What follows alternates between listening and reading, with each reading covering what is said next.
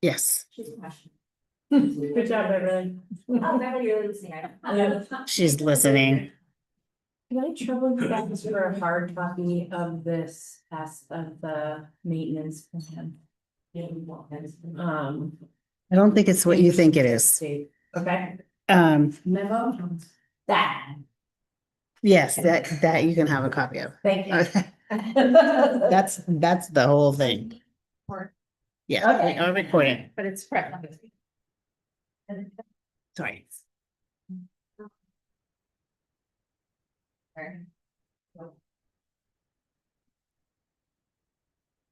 Was making because was on last week, so I was staying from all of the. So are we allowed to present just two of us or do we have to bring No, we can't, but Okay. you are, I believe you are allowed to vote on the meeting if you weren't present. It's your Okay. discretion, but, I think that's right, unless there's my, I don't know. I have seen it done both ways. I know, I think I that's like. recommend that I will stay, even if that's very just not. It's not hard. So we can vote three of us, but the two of us, I don't think, unless, wait, I guess because you're not two one. The two of you are not a quorum. I know, so. Yeah. I know, but if But then you, it's a big present. if she votes, if she just. She abstains? Voting, and then the two of us vote, 2 out of 3. Okay, I'm trying to just-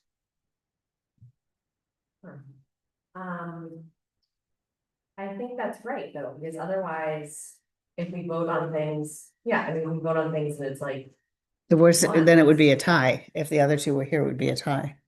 Because she would be abstaining and you two would be one Right. way, she'd be the but I other. mean, like, we forward tonight, 3 of us are voting on things, we can easily have a 2-1. Right. Yeah, okay, so I think. That's You know, saying if we vote, and then if we find out that that was incorrect. We'll do it next time. Do a do-over. Okay, all right, doing great, good. All right, welcome everyone to tonight's select board meeting, today's Tuesday, October 14th. I'm Sabrina Dunlap, and Vicki Brown, Bill Can, and Stephen Whitley and Jeff Donahoe, cannot join us today, so it's just the 3 of us. So first up is Point Pride. I have a couple. So the HOP grant closed out. We met all the requirements in the last, I guess it was a few weeks, and that was a $43,750 grant that was largely shepherded by the housing folks and by Beverly. And grants are tricky. The second one is that the town has received a a national Soul Smart Bronze designation. And there's our lovely new plaque, which we need to find a home for. This achievement advances the town's commitment to renewable energy and sustainability. Hopkinton is one of only 6 New Hampshire communities to earn a Soul Smart designation in 2025.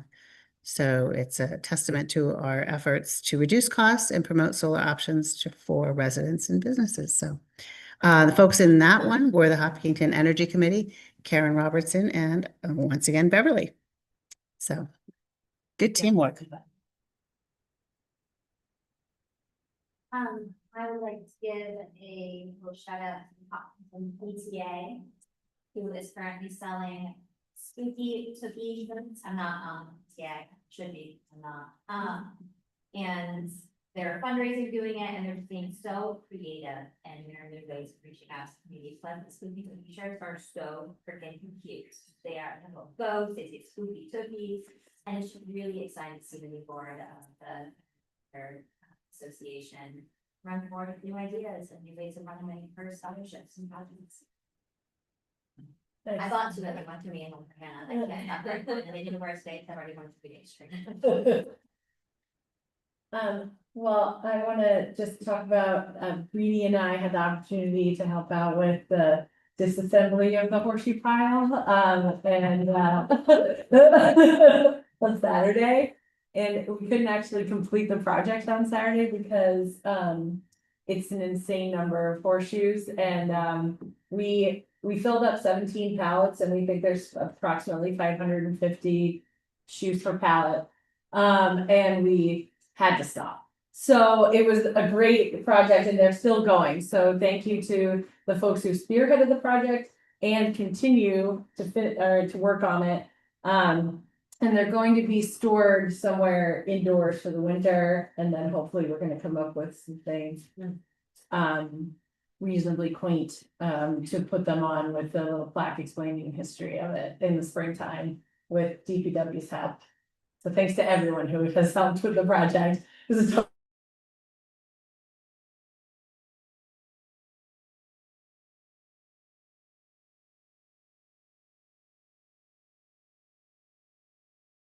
Dearborn, who is a farrier, and so he was able to say, this is front left, this is back right, this is a mule, this is a draft horse. And the draft horse shoes are this big, it was really fun. Okay, thank you. Next, we have administrative, so first is approval of the consent agenda. I have a question, I think a great time to ask. What is intent to excavate? An intent to excavate is very similar to a timber intent, where somebody is stating that they are, filing with the state. The state is going to monitor that, and then they will pay a tax on the gravel removed from. Well, thank you. So, yeah, it's just like cutting timber, only digging. Wait, one more point of pride, right? This is the first time ever that an all-female board has presided over a select board committee meeting in the town of Hopkinton. Like that, I'm pretty sure. Okay, so I move to approve the consent agenda as written. Seconded. All those in favor? Aye. Aye, sorry. That's unanimous. Okay, we have two sets of public meeting minutes. The first is public meeting minutes from September 22nd, 2025. And then we move to approve. So in those, we talked about the on-call contract with Hazen and Sawyer, and we also talked about the wastewater infrastructure condition assessment. And the motion was made to approve the extension of these contacts or to authorize the contract.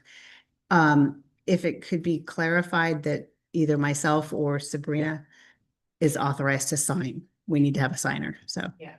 I don't know how you want to do that. Where is that in? It's on page 4. Okay, great.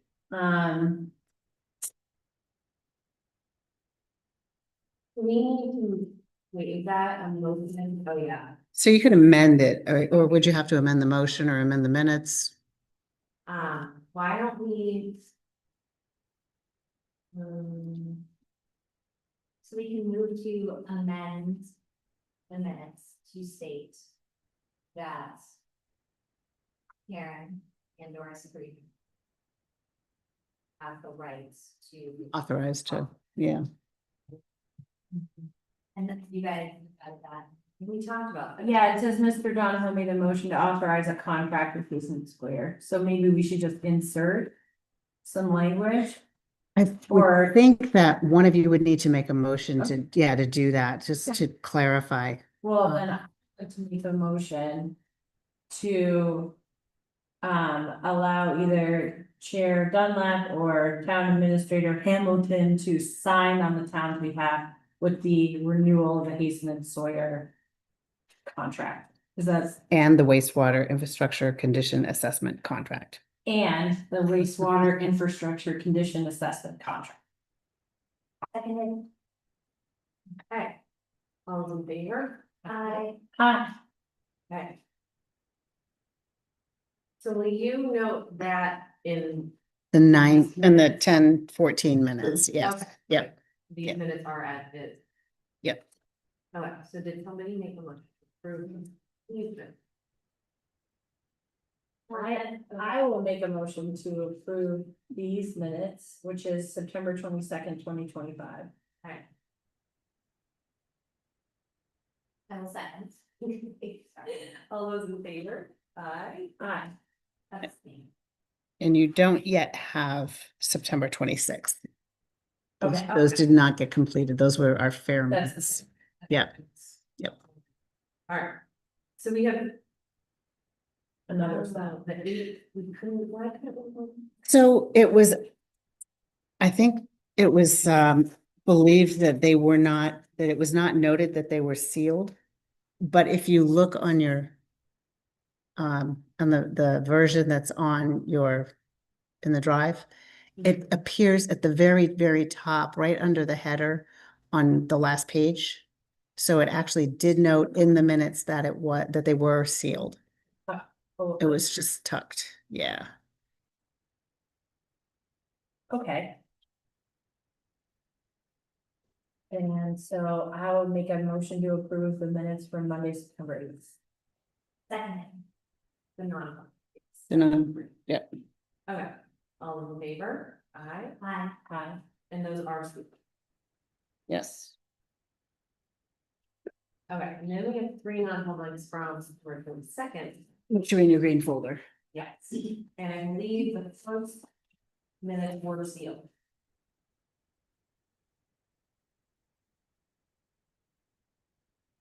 Am I wrong about that? No, I think they were all sealed, actually.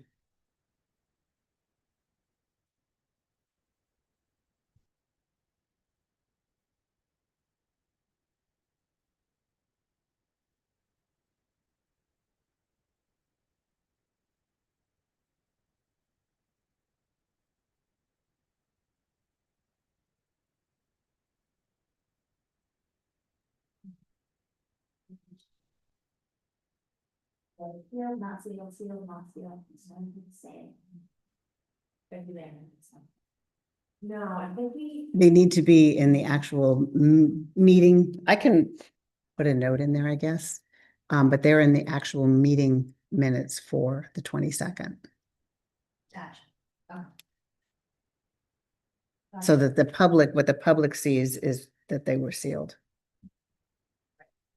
But I can note that.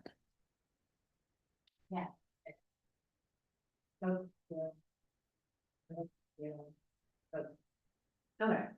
So, first set. Non-public meeting minutes, February 2nd, 2025, 7-1, sealed. I move that we approve non-public session one meeting minutes. Second. Okay, all those in favor? Aye. Alright. Okay. With approval of the non-public meeting minutes, from February 2nd, 2025, section 2. So sealed. I move that we approve the non-public session two meeting minutes from September 22nd, 2025. Second. All those in favor? Aye. Thank And finally, approval of the non-public meeting minutes of September 22nd, 2025, section 3, which are sealed.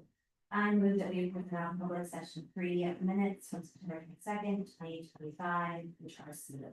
Second. All those in favor? Aye. Aye. Stay. So just a point of clarification, you voted on the first set of non-publics? I did there from September. Where I was. All right, I thought we were looking at session 1, 2, and 3 here. We did the 8 first, Yep, then 1, 2, and 3. Yes.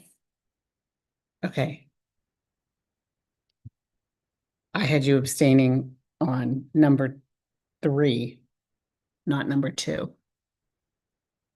I abstained on approval of public meeting minutes of September 2nd, and then approval of non-public meeting minutes as of September 22nd, sessions 1, 2, 3. And I approved non-public meeting minutes of September 8th. Okay.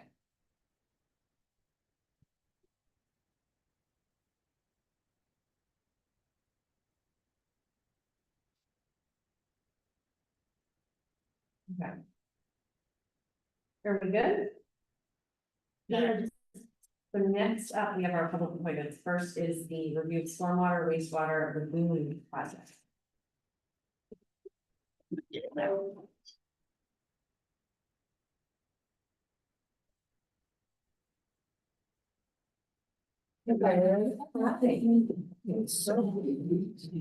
Thanks for staying late. No problem. Why am I not? seeing this? Oh, it's this piece, it's down here. Here we go. Vicky, can you turn on the closed captioning to hear you here? Where Please is, speak louder. You and your thumb. yeah. It's only showing Word documents.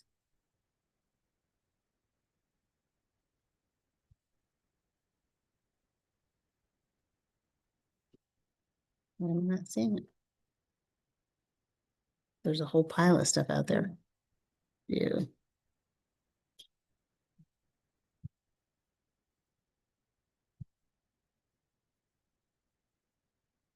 Odd, right?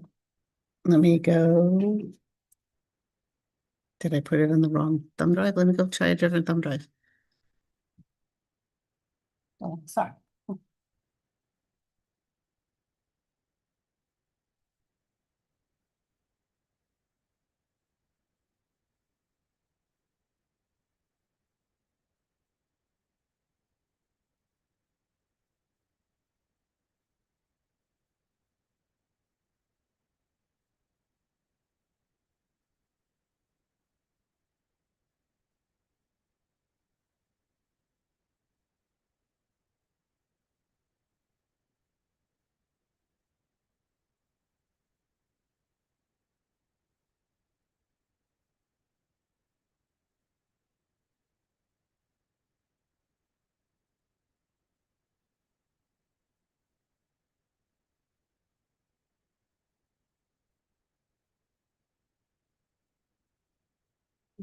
That's, you have a beat. It is a spin drift. That's Seltzer. I'm sure there's a rule somewhere that you can be drinking. Yeah, I think that's great. No. I think that can really be. Awesome.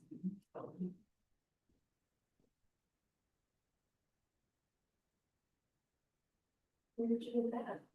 I asked everyone for you. Go make you guys copies while we're waiting. Oh, I have one. What do you have? All right, I'll make one for beer. What we have in front of us here, because I did a presentation that had lots of pretty quick, I just kind of slides. do you want to just tell us an overview of what we're gonna look at? Sure. Go ahead and play about the first couple slides. So, the overview, we provide an overview, which will include an overview of current projects underway and recently completed projects. A little bit of a look at asset management. I think we've had a couple presentations about how that overview is going forward. And then 3 project overviews of the wastewater condition assessment, the sludge, management, at the waste treatment facility, and septic system closures. And see the timeline and some bullets on those projects and they jump to see. And then some other updates about things that are pending and, Just, so you know, Erin, it's, the reason why our lights are so high is, Steve Lux and came in and did the open lights, to actually pump one lights in time. They're not for the space. They're for catching the sound. And so Erin just on his beautiful shirt, folks like our mouth. They like the pumps. So for the folks in the room who want to speak up, speak out. Otherwise, if you have. Going through 2 different thumb drives. I don't know why they're not. PowerPoint. I apologize. It was there. Then it wasn't. Yep. Nice. Start slideshow. Why is it not starting? From beginning.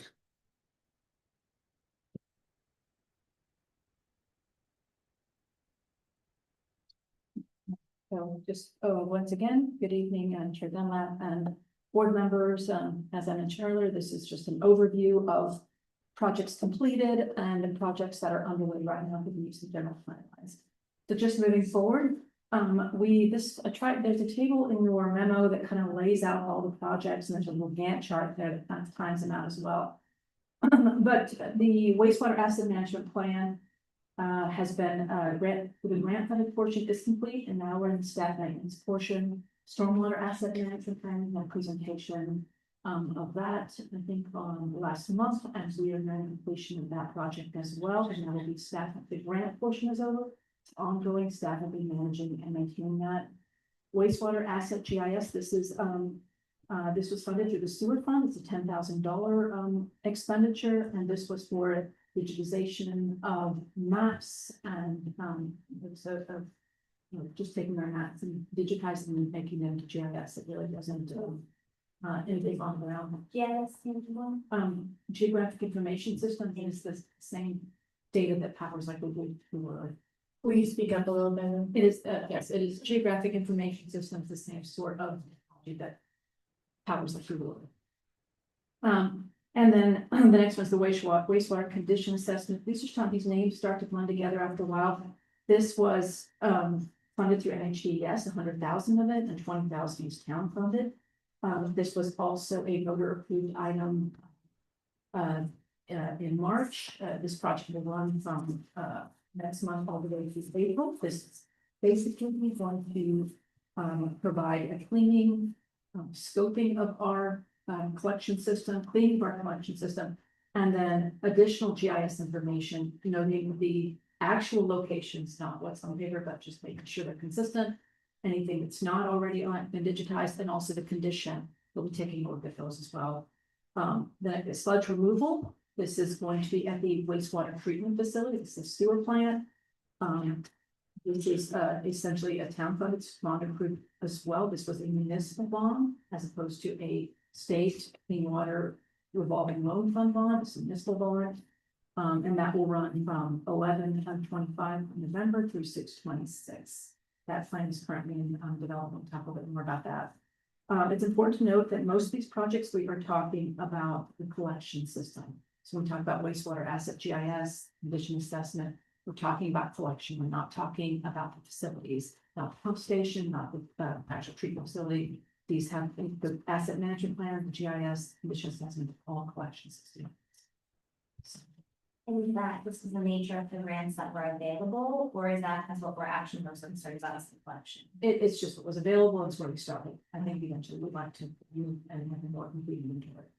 And I think there's been some good information there that came from another Hazen study that was done through the EDC. So we aren't really shooting in the dark on that. We do have some good information about the condition and some of the needs there as well.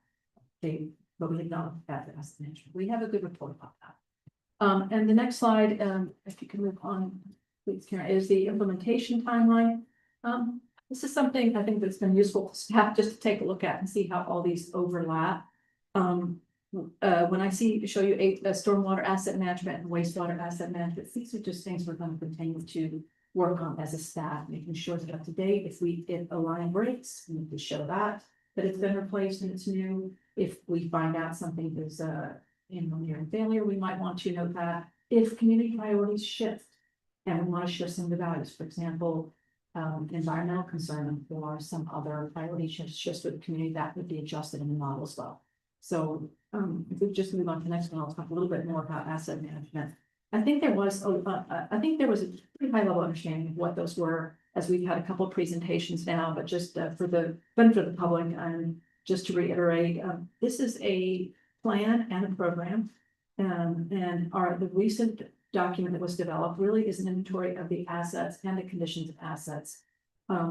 It also includes information about the likelihood of failure, and we will update that as we keep going, as we learn more through this next phase. And it also helps us to figure out what the town priorities are. So all those feed into a big model, and as we move something, the model gets updated, and it helps us to understand what the highest priorities are for the community to basically help us decide what assets we should replace and repair first, how much money we need to put into reserves, and what the priorities are for CIP, how much should we be spending on operations and maintenance, and what is the optimal repair to extend service time while continuing to appropriate public service. So I think once we get better at this, it'll really be a useful tool. But more importantly, and if you can move to the next slide, well, I would not say more importantly, but equally important is that each year a ranking criteria is released by the state. as they go into the next round of, clean water revolving loan fund grants, planning grants and loans. And, asset management projects get points in multiple categories. So as we prepare those grant applications, like we did for the condition assessment that was just approved, last year, we have to score points. So we're always on the lookout of ways we can garner more points. They literally publish all the points you got and where you fell into the ranking. And so getting those points is pretty important. The state wants to see projects developed through, these critical analysis and ranking systems. They want to see asset management used. It really, helps them to understand that we've really done our due diligence in figuring out where the money can be best spent. And, sorry, if we're doing that to meet what the states, what they need to do, then is there a carrot attached to that? The kids, we garner more points when I apply for the grants next year. At the next round, I will be able to claim more points if it's a project that was identified through critical asset. And those points are kind of hard to get. Yeah. Sometimes we are, with our septic lagoon project, we have lots of points there and it's scored very high.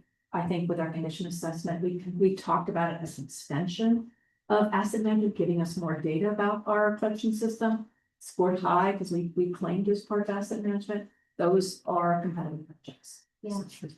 And with all the changes happening, state budget, this is type of grant going to continue to be, to us to the best of your knowledge, obviously, no one to ball, but. We've asked that question. This is so most of these funds come from a revolving loan fund. Money is there, it is essentially paid back by jurisdictions. Planning grants, which are typically capped out at 100. Those are actually forgivable grants or forgivable loans, or just grant awards. Both the asset management programs were 30,000 around there, and they're just flat grants. But the loan program itself is a revolving loan program. They are saying now they can fund it, that they feel strong about their funding. But who's to say? It's a dynamic political environment, but the funding is secure. And I'll talk more about where we are in the status of our projects for the projects we've had approved. Going forward, they were, it's hard to say.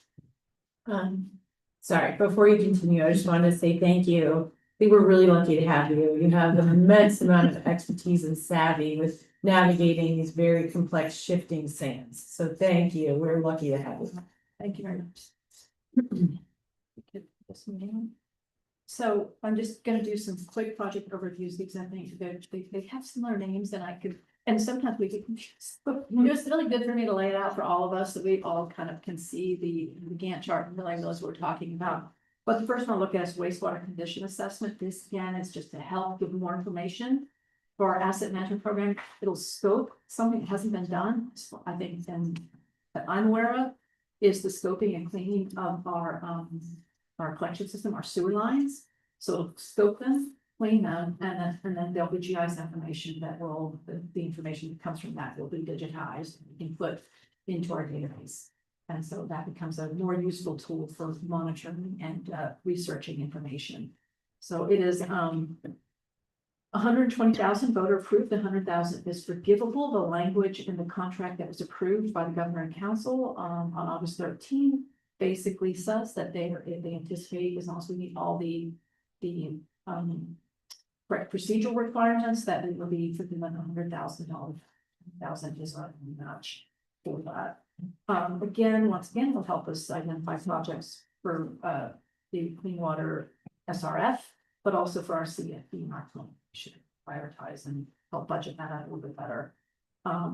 Maybe it also helped us to identify pipe conditions, identify leaks, infiltration, those sorts of things that do affect flow at the wastewater treatment facility during heavy rain events. So we do see the numbers go up. It's good to know where that's coming from. We have separate systems. We shouldn't see the numbers go up that much, but we do see that. So we know there's a lot of things. And then this is, there was some confusion at the last about the task orders that fall under Hazen and Sawyer and on-call services. And you may recall that you approved a scope for this, and this was the subject of our conversation this evening. We brought all those at the same time because we had Jacqueline here, and we also had some representation from NHDES here to hopefully get any of your questions asked, I know that creates some confusion. Why are you looking at a scope and we don't have a contract? But, the terms of that contract are fixed at 120, and the scope will just be, adjusted just to meet the requirements of the state in terms of what they want to see, but the actual deliverables and bottom line cannot change. So, and this is a project that you approved and provide some clarification on this evening. And this we would call this task order number 5. It's this several task orders they took. Sludge management is task order number 1. And this project will run from October to next July. This is a extension of an existing task order that we hired Hazen and Sawyer to do, which was that sludge management and removal at the wastewater treatment facility. So this is at the wastewater treatment facility. Neil and presuming Hazen and Neil got their heads together and put up an idea that why can't we dispose of it at the transfer station, since we're going to close that out. It's the same type of fill, and we can combine it there, and it did save the town quite a bit of money, several $100,000 to dispose of it. The cost of offsite out of jurisdiction disposal is getting more expensive and more difficult to find people who accept that. So this was a voter approved municipal bond. This is not a state bond. It'll be disposed of at the transfer station, monofill. Both our consultants are coordinating this activity to make sure that they know what they're receiving and what condition they're receiving it. And when they're receiving it, they have to make sure it's dry. They have to rotate that at the septic lagoons just to make sure that everything's consistent. So there is coordination occurring between both consultants, Novus and Hazen. The sludge management plan, which was covered under task plan, is currently in development. So they're looking for the final comments, sludge management plan. Can you help me understand this? So we're gonna dredge the stuff, but then it needs to be dried out So- before it can go in the monofill. It's not clear, so we're still waiting to see what the condition, this is what Novus really needs to know. What is the volume and condition of what you're transferring? And that is being developed as part of the sludge management plan. If they're going, so I'm presuming they are going to dry it out because it's easier to transport it. And that's my understanding, is that's what they're working on, but I'm not sure if it's completely dry, if it's gonna finish drying out sludge. I just don't know all the details of it.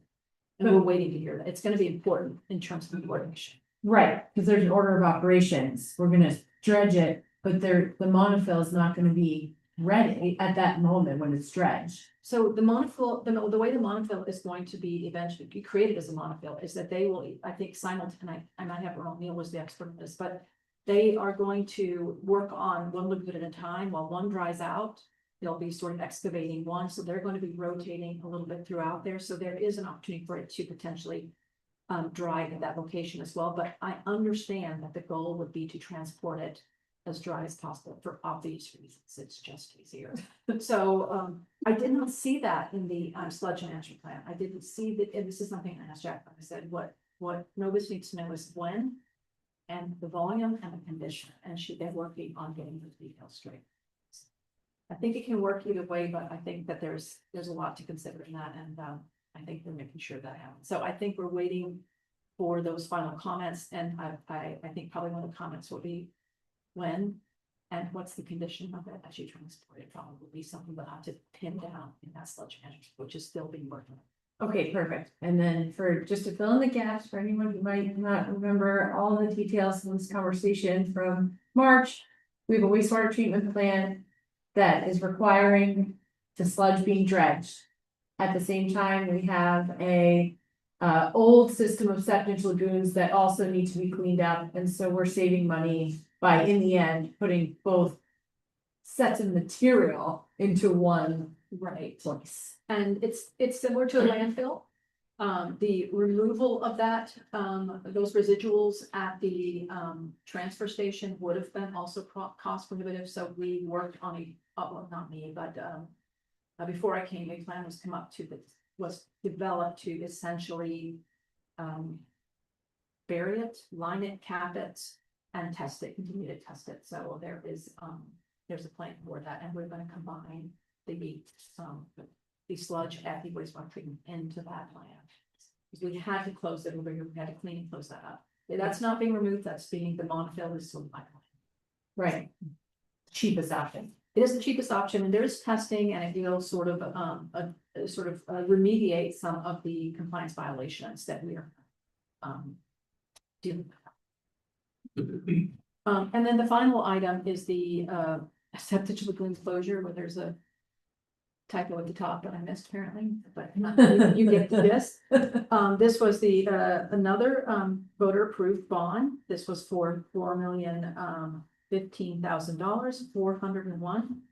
Of that is for, and 500 is forgivable. We have the language and the contract in the state that's been approved by the governor and council as well, which also stipulates that this is a forgivable amount if you meet all the requirements, which we fully intend to do.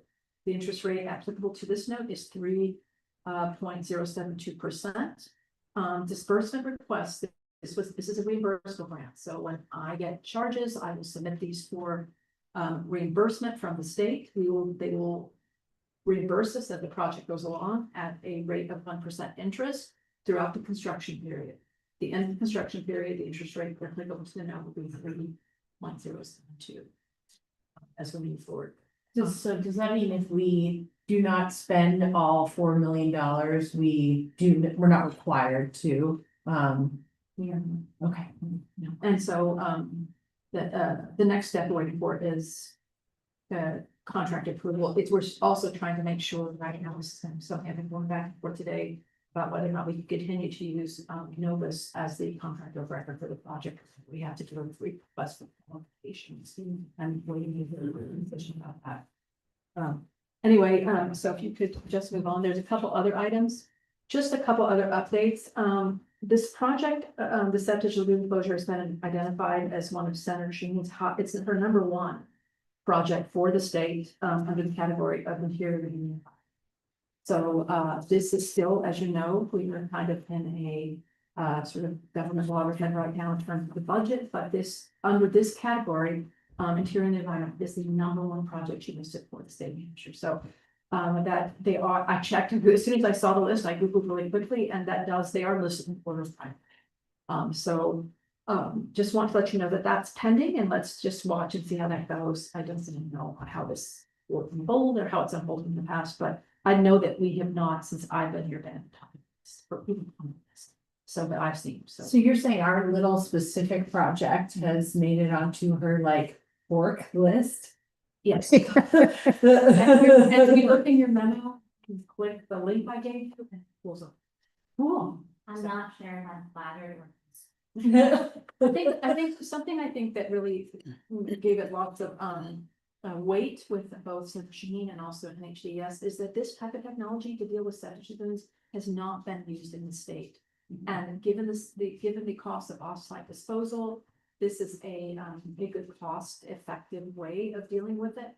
There are 7 septic lagoons in the state that all must close within a certain period of time. We are the first out of the gate to get this done.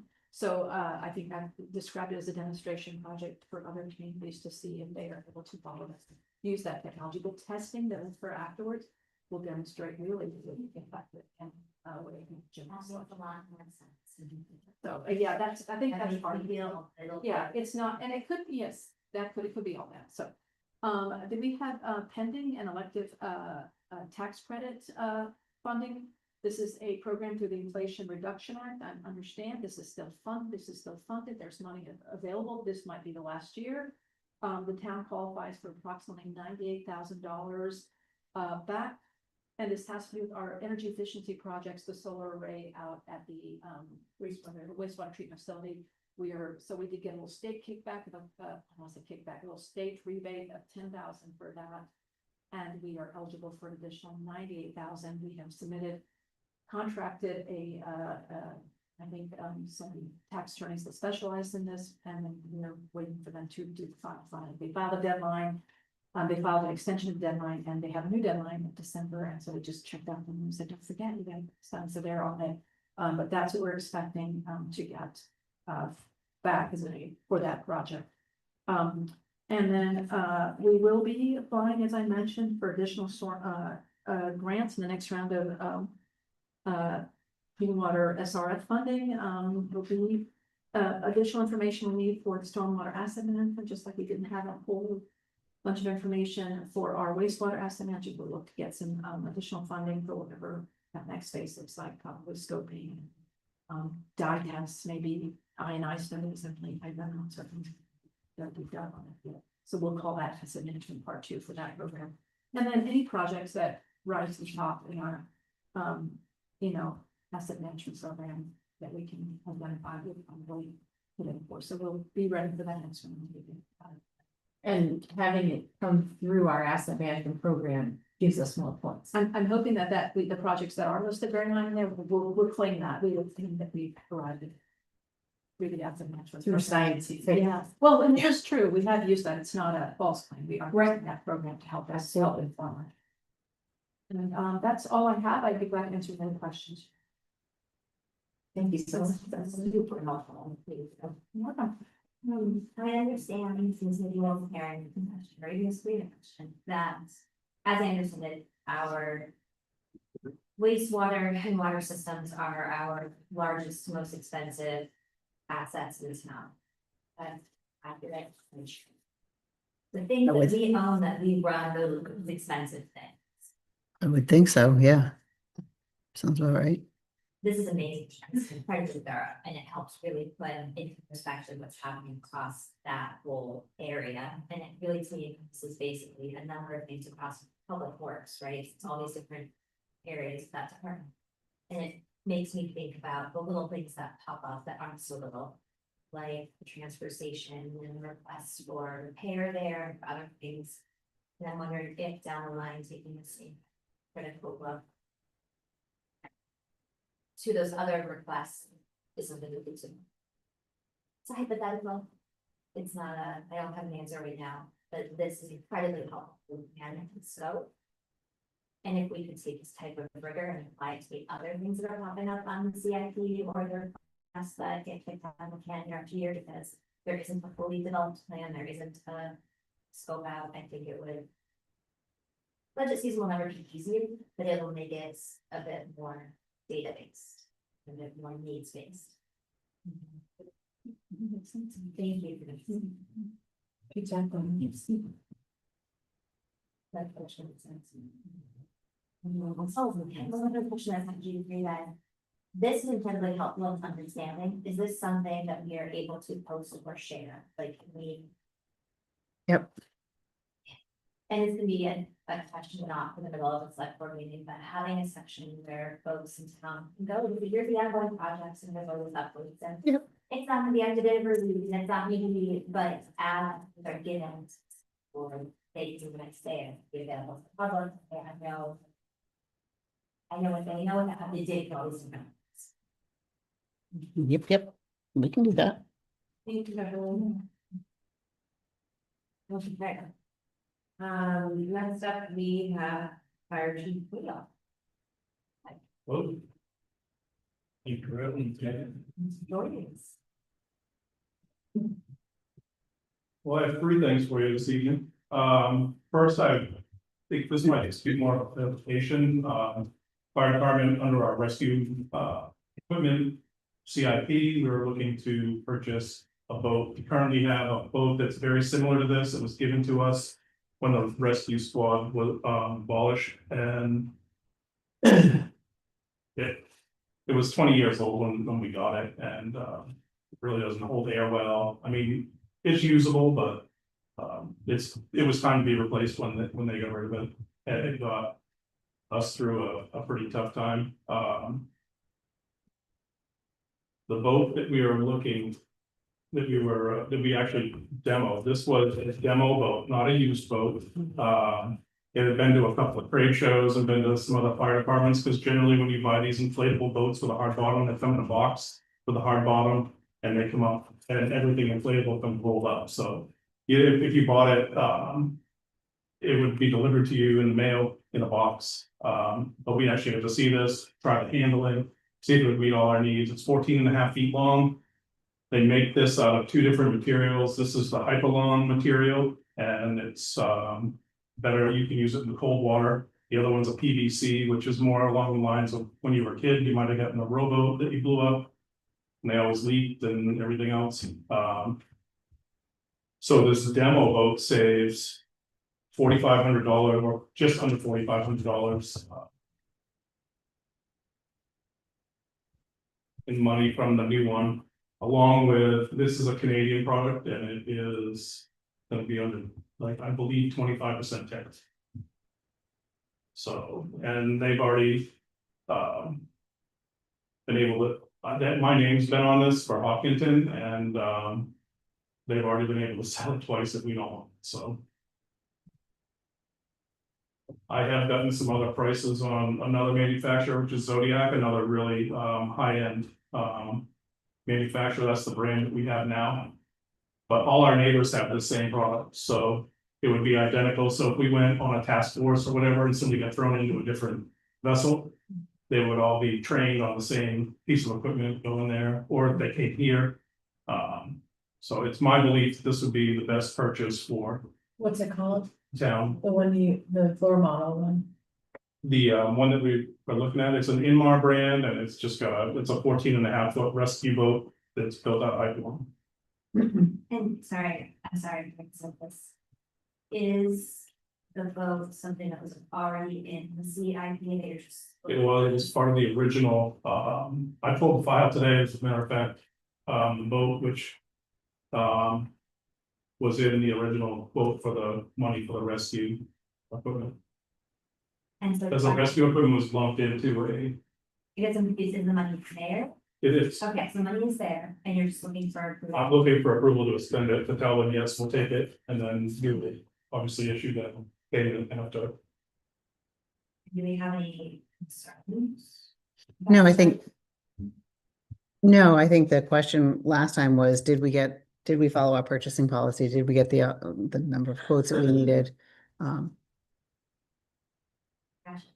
Alright, There wouldn't be anything to compare to, because there is in my opinion, in my knowledge, there's no other demo boats available of any brand and they're the dealer for this particular Inmar brand. In our area. and we would need a vote in the event something happened that can both Congress and both.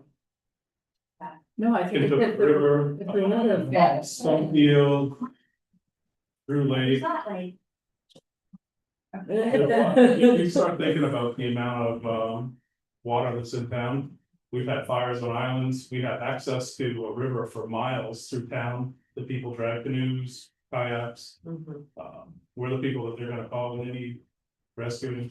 Ice rescue, a lot of our ice rescues are when the ice is either going in or coming out, so we have partially frozen water that we have to get to ice to get, generally it's dogs or whatever, but. People are generally smarter than to go out onto the ice and you said buying the demo version saves 4,500, what's the cost for it? it is,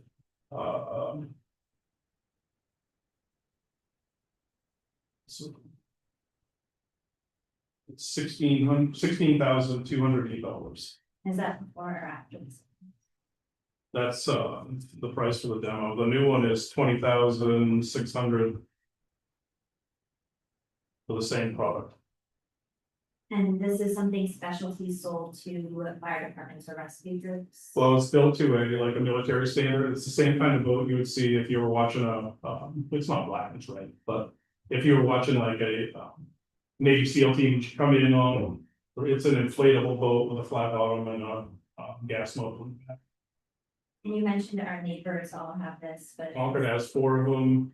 I believe Bow has the same one, Henniker. They've just really kind of. Is that price all inclusive, like the motor, the boat, whatever Yep. carrying equipment or? Trailer, Trailer. motor, prop guard. They even put the numbers on the side of it, letter of Hopkinton Fire Department, the gas tank, the gas line. It's everything.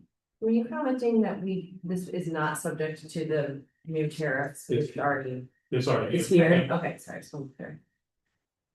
And there's no US based manufacturers that make comparable products. Yeah, Zodiac, I believe is an American made product. And it's for the it's actually like 6 inches shorter, but their comparative boat was $20,117. With basically all, if we've got the identical motor, trailer, Have you had a chance to demo their roads as well? we have. They haven't really changed them, the Enmar has, more actual, chambers for air around the edge. So you could like couple them and still stay afloat where, the Zodiac runs on 3 different, each side, each pontoon and the front all have their own, and then there's a center bladder. These have, there's 7 separate sections around the edge, so. If you happen to, be in stuff that you ended up cutting on, that you wouldn't lose the whole boat to the. Or half the boat. What's the expected lifespan of one of these boats? My estimate here is 20 years. Of course, the right flood and everything else could change that, depending on, fuel and. Hazardous material in the water or whatever. And so we budgeted for the boat, the money is there. It's all like, this is a surprise, it's not in some budgets. I believe, if I remember correctly, you were budgeting in your CIP for all of your different vehicles and their lifespans and their life cycles, and so I assume once we eventually pay a boat, we would start budgeting and saving for the next one 20 years from now. Yeah, we can certainly do that. We lumped all the rescue equipment together because we were gonna need it, and my approach on that was we could do this methodically and slow and get this right. Because you can buy a bunch of stuff and not get what the town needs and what would be the best stuff, but we had a pretty unique situation where we really didn't do this because we had a private entity doing it. So. You have to do a lot of the training and everything else as you move forward, so. We've been moving from one thing to the next. Well, would you like to do with the one we have now? Would we keep it as the second one, or will we sell it? Probably put it on municipal bid, I would assume. Like, we would try and sell it. Yep. And get some money back. Yep. And that's kind of, I think things from what I've seen, with the town sold on there, we've done pretty well. We got over double what I expected to get for one of the tankers, so. Saw that. And also, like you said, with tariffs coming, the people might be more interested in used equipment. Sure, and it may not be suitable for another fire department to use, but certainly people might want it for their pond or whatever. It's a boat motor and a trailer. Is there any reason we can't move forward? Okay. Do we need to vote on this or? Yes, I would feel more comfortable if you voted to authorize the expense. Because it's over. It's the money's been $15,000 appropriated. threshold. The money's been appropriated, yeah, and it needs a authorization to spend. And to confirm, because I have some sense and $6,000 feels like a lot of money, but this was gone through budget committee and everything would have been approved, it would have been. This probably was viewed by the budget committee, but they, it's part of the CIP, so it's your capital expense, which is a little different. The most.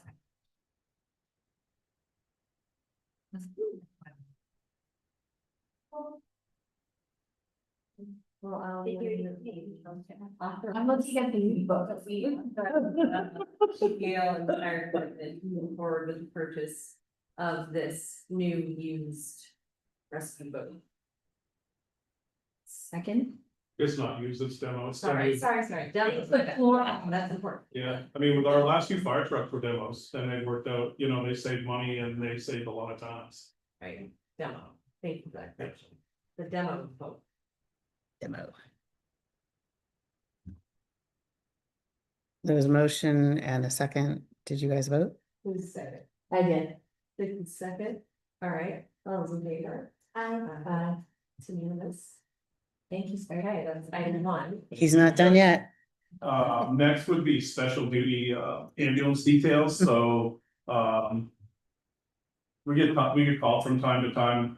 Recently, there's been a lot of running events. This weekend on Sunday, there's a Millennium Running half marathon. They requested an ambulance. I told them I'd supply it, which I'm probably gonna be doing that myself. I'm looking to streamline this. It's easy to give people estimates on what it's gonna cost them for the event, and I had run this by the last two people I've talked to. That I had an appointment and I wanted to talk to you about this, and I was hoping that you would approve. For two providers, it would be $60 per person per hour, and that's what we could pay, so it'd be $120 an hour. With a 4-hour minimum, which comes to $480 and a 20% administration fee, which the total price for 4 hours of an ambulance service. With two providers would be $576. And nobody has thought that was. Out of the ordinary. A lot of them told me it's cheaper than some of the privates that they deal with. Sorry, this, it was $60 per person per hour, a 4-hour minimum, 20% admin fee, and so. The total number for that is $576. Yeah. For two people and an ambulance. And that would be just for the minimum shift, you know, because a lot of these events aren't more than a couple of hours, but to try to get somebody to fill those. I mean, it's just not worth their while to. Right, You to know, work for 2 hours. for 2 hours and. Yeah, Cause you gotta check your truck, you gotta get there, you gotta get, you know. I mean, we're in uniform, it's not, Yeah. and you're getting professional providers that. How does this compare? So I know you have a whole rate schedule that we use for fair. Yeah, well, we're gonna get to that. My mind. There is one set of fees for services that our fire department is providing to anyone who is not the town, and it's a uniform thing. That is applied the same way regardless of who the entity is requesting. That, Yes, and my little pet. Not peeve, but we want to cover costs. That is our goal. Cover the cost. Yes. and the rate that you're proposing, does it cover? I. Think that it does, the 20% administration fee is nearly $100 for 4 hours. And I would wonder then. Right, when I do unit cost for my business, I sit down and say, how long does it actually take to do something and then bake that into it? So I'm curious to know from a finance department perspective, so when you do the estimates, then they do the actual billing based on the information you send, and so what length of time. It takes them to do that, and what amount of follow-up they have to do, yada, yada, and so does it actually within that from a. So I will rephrase this, how will you allow me to do the Millennium? Marathon, and this way we'll check everything afterwards and see how this all comes out. I don't have the ability to calculate all the other. I don't Right. think you at, I don't think that's on you in the least, I think it's. My perspective, it's on you to say like, this is what I need to pay people, like, here's the framework for how I can get someone in seats. And then for Karen to say, here's the framework for what it costs us to run these additional services as a town. And then for the two be together to then have that one set thing, and then once we know that percentage. Or fee, right, depending on, because honestly. A percentage is a tricky thing, but I think it's more of an administration fee, because the time it takes to run the invoice. Shouldn't really vary based off the size of the events, because the tasks are the same. Which how it's worked in the past, I've written the invoice and I've given it to the finance department, it's and then the money comes in. So in this case, it would be the ambulance station at Old Hill, the Orchard. or We're gonna be stationed at the Hopkins station, that's what it Okay. was. Okay, and then is it two people? Like what level are they? I assume it's a high enough level that we can transfer. Of course, yeah, Okay. there wouldn't be an ambulance staff Right. at all. Gotcha. And that, remind me what that, is that a paramedic? It could be two basics, it can be a basic and an advanced, it could be two advanced, it could be. And they two all paramedics transport. that we can, What's the level that can't transport? emergency responder, the EMR, Okay, okay, so, And that event is something weekends. yes, it's something. I'm in favor, obviously, of providing services, events happening in our town. That meet our meeting attention, but not in favor of approving something in a blanket manner, but Okay. rather to put something. makes a lot of in place sense. That then. It's we tested. Replicate. over and over again, because also once we go to administration, we can probably use something similar to police or any other services. And it can be so much easier for y'all to know, like, here it is. Mhm. So once we figure this out, I think we should look at equipment fees. I mean, your ambulance costs money to purchase, money to run, insurance, yeah. So, but baby steps. I do love the idea. Love the ideas.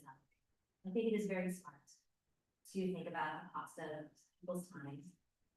The cost of the wear and tear of the equipment, as we're using it in the car and for it will. And the cost of our employees' time. And not to think about it from being market competitive, because our goal is not to run a private company. Exactly. Our goal is to run by the taxpayers and make sure that they're not twice as spent. It's good PR for the fire department to be there on these events and, you know, most of my people are cross training, so if there was a fire, we could have initial response to that or a motor vehicle accident.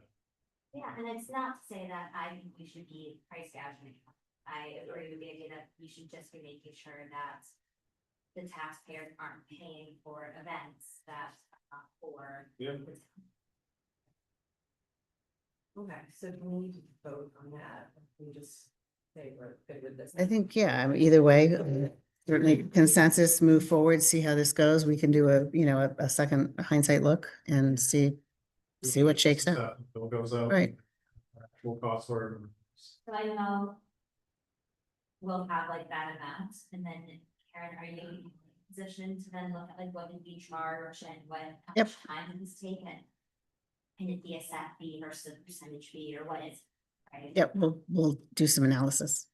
Cause these could be, or you know, I mean, you might be on a detail that they think it's 4 hours, but you may be there 10 hours, you know, so. Yeah. That's why I wouldn't like pre-build I call everything an incident, but the detail, It's just about price transparency, because also though, if someone is there for 4 hours versus 10 hours.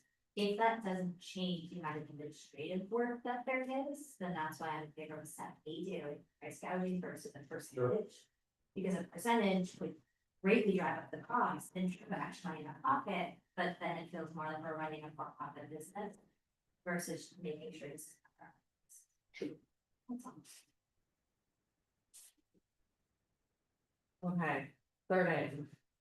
So the next thing I have is special event, permits and audit. We have no real mechanism in Hopkinton to, like. The fair is probably, or the fairgrounds, I shouldn't even say the fair. The fair is well known, but when the fair rents out their grounds to like groups. Such as the car show, for instance, they should fill out a permit, there should be, you know, somewhere between. 5 and 10 questions, a contact on there, and it should be distributed at least through like. Highway department, police department, fire department, town administrator. And you know, if anybody has any questions or needs to get hold of somebody, would have a point of contact. Decide whether we need to have services there. Or if they need, like an ambulance, if you want to provide your own private ambulance, I certainly don't have a problem with them doing that. If they have means of getting that, as long as the scope of people are being covered. You know, fire department wise, you know, if they want fire protection, they don't really have any choice but the Hopkinton Fire Department for things that happen in Hopkinton. There's one private fire department in the state, that's Manchester Airport. So. That being said, I think, you know, something like on a large scale event where we did need like police, you need fire, you need EMS, instead of. Going how we've been going, was really just kind of going by experience on things. Because the fairgrounds could at any time, you know, change the scope of how they're operating or whatever, and that place holds, you know. 30,000 people without a real issue, so. We should do an incident action plan through the emergency management department. Have all parties involved, like TJ's assessment for police. Fire department, ambulance, public works. Town offices and basically come to with the approach that this is what you need. And for lack of better terms, take it or leave it. This is what you need to do in the town Yeah, to do this. So So What what, would be, oh, you first. maybe we're about to ask the same question, like what would be the 5 to 10 questions that we would ask? Well, I mean, I have a few for myself, you know, basically the point of contact, I wanna know, you know, how many people you expect. What kind of events you're gonna be running, I mean, motorized events and, you know, like a flea market are totally different if you have the same amount of people. So, you know, I think it gives us the chance, you know, do we have to shut roads down? Right, Different kinds of things like that, what other services are you gonna need? And then, and there should be a time frame when this has to be filed to the point of when the event's gonna happen. So that we have time to do a correct audit and see if we need to get things in line to do this. like the schedule, Yep, yeah, and certainly, you know, I mean, it could even, you know, encompass some weddings and stuff, but they're not gonna need an ambulance. I mean, if they want a police officer. It would be something maybe that we could provide for them, but, What would be the triggering for someone to have to file? Is it a size? it should be a size, yeah, and I'm not Yeah. 100% sure what that's, you know, numbers for myself, you know, maybe, cause if you put, you know. 200 people on Orchard Way, for instance, I mean, that hinders the rest of the services that could have to be needed on that road. So at least at that point in time, we would know. You know, in advance that. And it generally it's on the weekend when you have like 2 people in my department, 1 police officer on the administration staff isn't there. So, you know, if they have to, you know, respond for any sort of services, they know that there's. Could be probably 100 more cars on that road that, yeah, I am generally in favor of us being more aware of things. I am mindful of people's ability to do things on their own property and making sure that this isn't a hindrance for things that have previously happened undisturbed, that haven't. And I can't give an example right now, but you're using to people away, like someone who's having a really big party every year and it's never been a problem, or they want somebody not be able to have their friends, so that's new. And I would want to have not just the questions, but like, what is the clear guidance for why an event might be turned away? Not just like, oh, I read it and I made a decision, but like, we're looking for X, Y, Z things to be true, here's our benchmarks for when you have to meet certain things, could I give you an example? yes. Like right now, we're under a burn ban. If somebody wanted to have a fireworks thing in a field or over a wooded area. I would strongly suggest that we wouldn't allow that. 100%, and I wonder what would You know. trigger that, since in New Hampshire fireworks are legal, yes, they shouldn't be Sure. shooting them off right now, but. You can have a special event permit for all fireworks, because wouldn't that be hampering something you're already? No, I'm not saying that we should even have a permit for legal fireworks. You know, there has to be a state permit for like, a show like what would happen at Elmbrook or Yeah. what we've had in the past in the center of town, but, And then, as you mentioned, Elbrook, would something like this be able to encompass events happening at Elbrook? Or at like legally or things like that, and I don't expect them to have answers. There was, if we could talk to people in Concord or other towns, they're like, oh, who you would handle. all glad of you the bring that up, events. because I'm on a special. Task force of people with the state fire marshal and 10 of the fire chiefs from areas that have large outside special events. And we're trying to come up with legislation to decide what will be done So this is top of mind for you. with a lot of, yes, so, you know. This stemmed for me from the fair, it was really not only eye-opening, but to me, it was a really late approach this year that we, you know, we still didn't have things carved in stone. But less than a couple weeks before it started, so. I don't think that you should run emergency services off their heels, and I also don't believe that, you know, people's safety should be dictated by money. Yeah. So, So this would be just starting the process of like putting together. yeah, and I think it would be a good goal would be to have this in place for next summer. Yeah, You know, I think it should definitely be something that goes through the whole chain of people, a lot of people's opinions. Obviously, we're gonna get some other places. I mean, some of the cities in like Manchester, they're actually on this same working group, and the chief was very candid. Gave out one of their incident action plans, and they do tons of like marathons and stuff down Elm Street, parades, and he just couldn't even begin to tell you how inconvenient and how much work that those were, but they're good events that people enjoy, so I mean, That balance Yep. of the culture, exactly. together and safety. And here you say like for next summer, I was thinking, I believe the goal is for the planning not the right word, but the initial kickoff to be in like January. Initial discussions, Initial yep. discussions, and when I say that, I mean the sharing of information between the two to Yep. make sure. And so I'd be mindful that if we think we can have it ready, but I wouldn't want to push something on them late in the game if it gets developed after January. I don't think Talking it, about with the fair for anyone. Yeah. Isn't aware of what she's Yeah. talking. thing is, there is, you know, the fire marshal is talking about putting an amendment to. NFPA 1 and 101, which guides, you know, public safety in buildings and places of gathering. For, you know, numbers of people per, you know, when you have like 15,000 people, you need this many responders, you know, or you have 30,000. you need Not this. having them being paid for it. That's- As I said, I felt pretty bad about how things went about this year, but hearing from other places, you know, they're all dealing with the same stuff, some smaller, some bigger, so. So beyond peppering you with questions at whatever time of night it is, what can we do to help you in this project? Just give me your blessing saying that you want me to explore this, and I mean.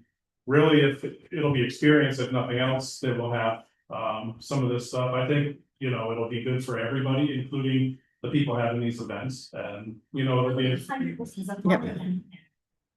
Getting these types of things from people was the most helpful to say, like, here's the requirements for national. And where my mind immediately goes to like, wow, as you get developed, making sure that these are like. Fronts and forward, of these that people can find them, or like helpful if they search either the town website or the fire department website, they come up.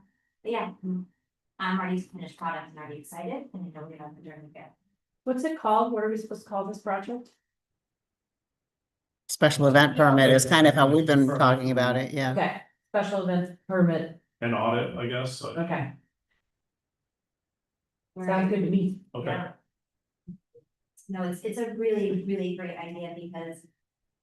There have been, and I think will continue to be more and more. Things bringing people to our little town. And I've met so many tourists coming to town in the past 2 months. Who just think we have the sweetest, cutest, most amazing town ever, and.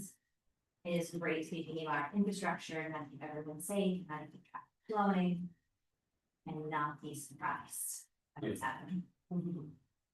I'll tell you one thing about people in planning events, mostly they'll plan, you know. For good outcomes and everything else, but generally they don't take into account people's safety. So somebody needs to take a look at that for them. Yeah. And point things out, and generally when you tell them, you know, they become cognizant of it, and certainly don't wanna worry people, but, you know. Bad things happen every day, so. Well, thank you. Thank you, I appreciate your time and thank you. Thanks for holding in. Thank- Two more public appointments. I just wanna say related to how cute our town is to the tourists, people got out and took pictures with us as we were dismantling the horseshoe piles. No,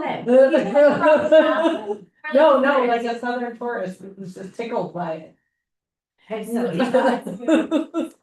All right, we have Sean Bree, map 221, lot 082. Sean Bree. Welcome. Okay. We do have your letter here, but do you mind just giving us a summary? Yeah, there's a. The 162 Pine Street does not have a driveway, it has the lot of town land next to it. Which is an old driveway that was previously used before the entrance to the library and the mall was created. And that little strip of land 30 feet wide was the original driveway for the farm that existed in the past. And for the last 100 years or so, it's only been used by that 162 Pine Street parcel. So there's a utility pole that goes through there. There's a built driveway. It's owned by the town, but it's not used by anyone other than me. and I want to, I think there's is there a right of way or is? driveway and pave it. The dirt driveway is in disrepair. But that stuff actually fine, so looking for some manner to be able to handle it. So do this, that's your lot as it is on our tax maps, which are often not quite Yeah, it's not. aligned properly, so that's why I It's not hesitate to quite- bring this out. So this part of the driveway right here, this dirt driveway. This is actually, this should be shifted over slightly. So it runs kind of along the property line. Yeah, Okay, my understanding. that looks like it, yeah. Yeah, this looks like it's not It's quite. further in, yep.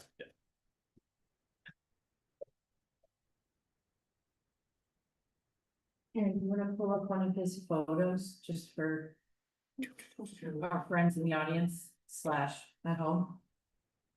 Let's, it's like, you had a conversation with someone from town, which you're expressing some property, and you're just looking to be like, what is the course of action side? Yeah, I talked with the, I can get there from they here. recommended that the town lease the Have a link. slice of land to me for a period of time, and then I would then be the owner of it, and would be able to repair the driveways. That was Correct. Yeah, I would take all the insurance liability. that feels pretty straightforward. Am I missing something?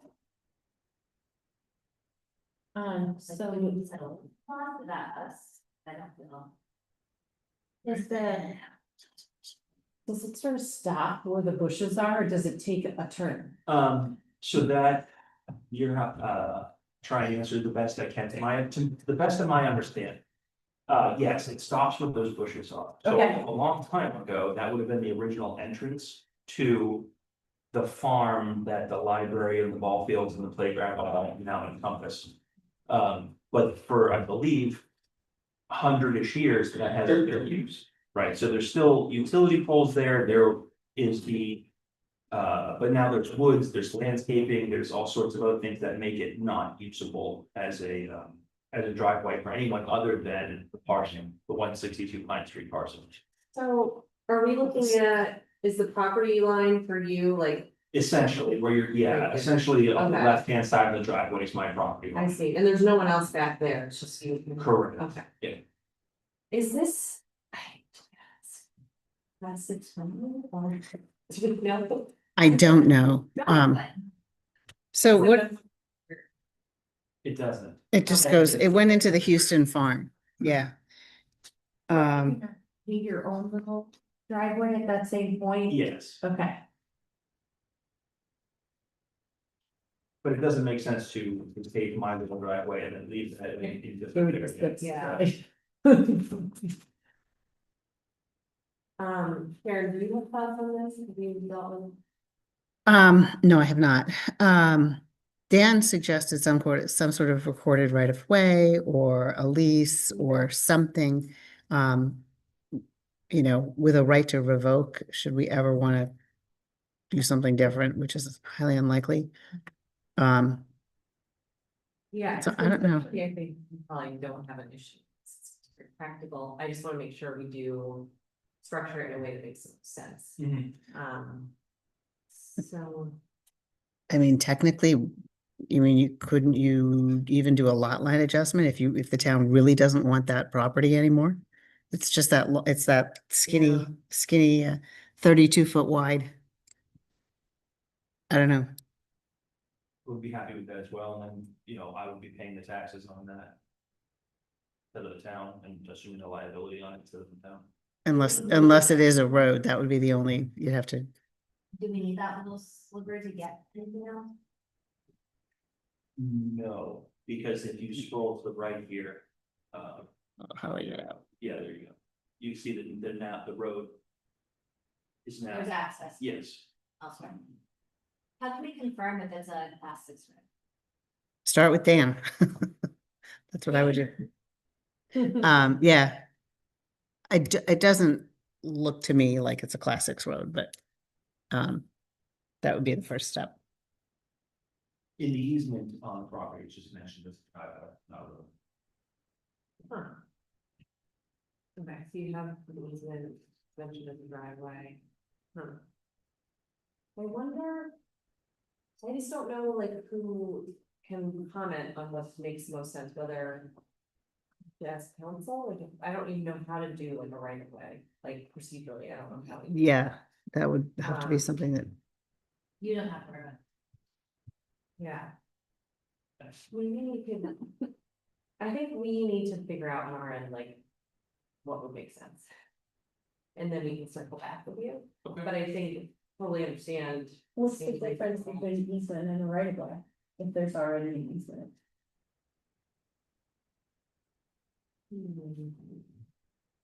I mean, wouldn't the fastest thing just be to lease him a little bit of land, and it was just a later, so he has road fix it before it snows. He doesn't get, That's what I'm after, yeah. he doesn't get caught in our like figuring it out, we can figure it out, and then if it makes sense to move the line, then we'll move the line, like. Right. I just wanna make sure that he's not stuck in our cycle. wouldn't you just give him permission to, you know, and be specific in what upgrades, you know, he can make to, you know, we can measure it out or whatever, you know, The square. the failing pavement of this dimension by that dimension and, Solve the immediate problem and. and then, you know,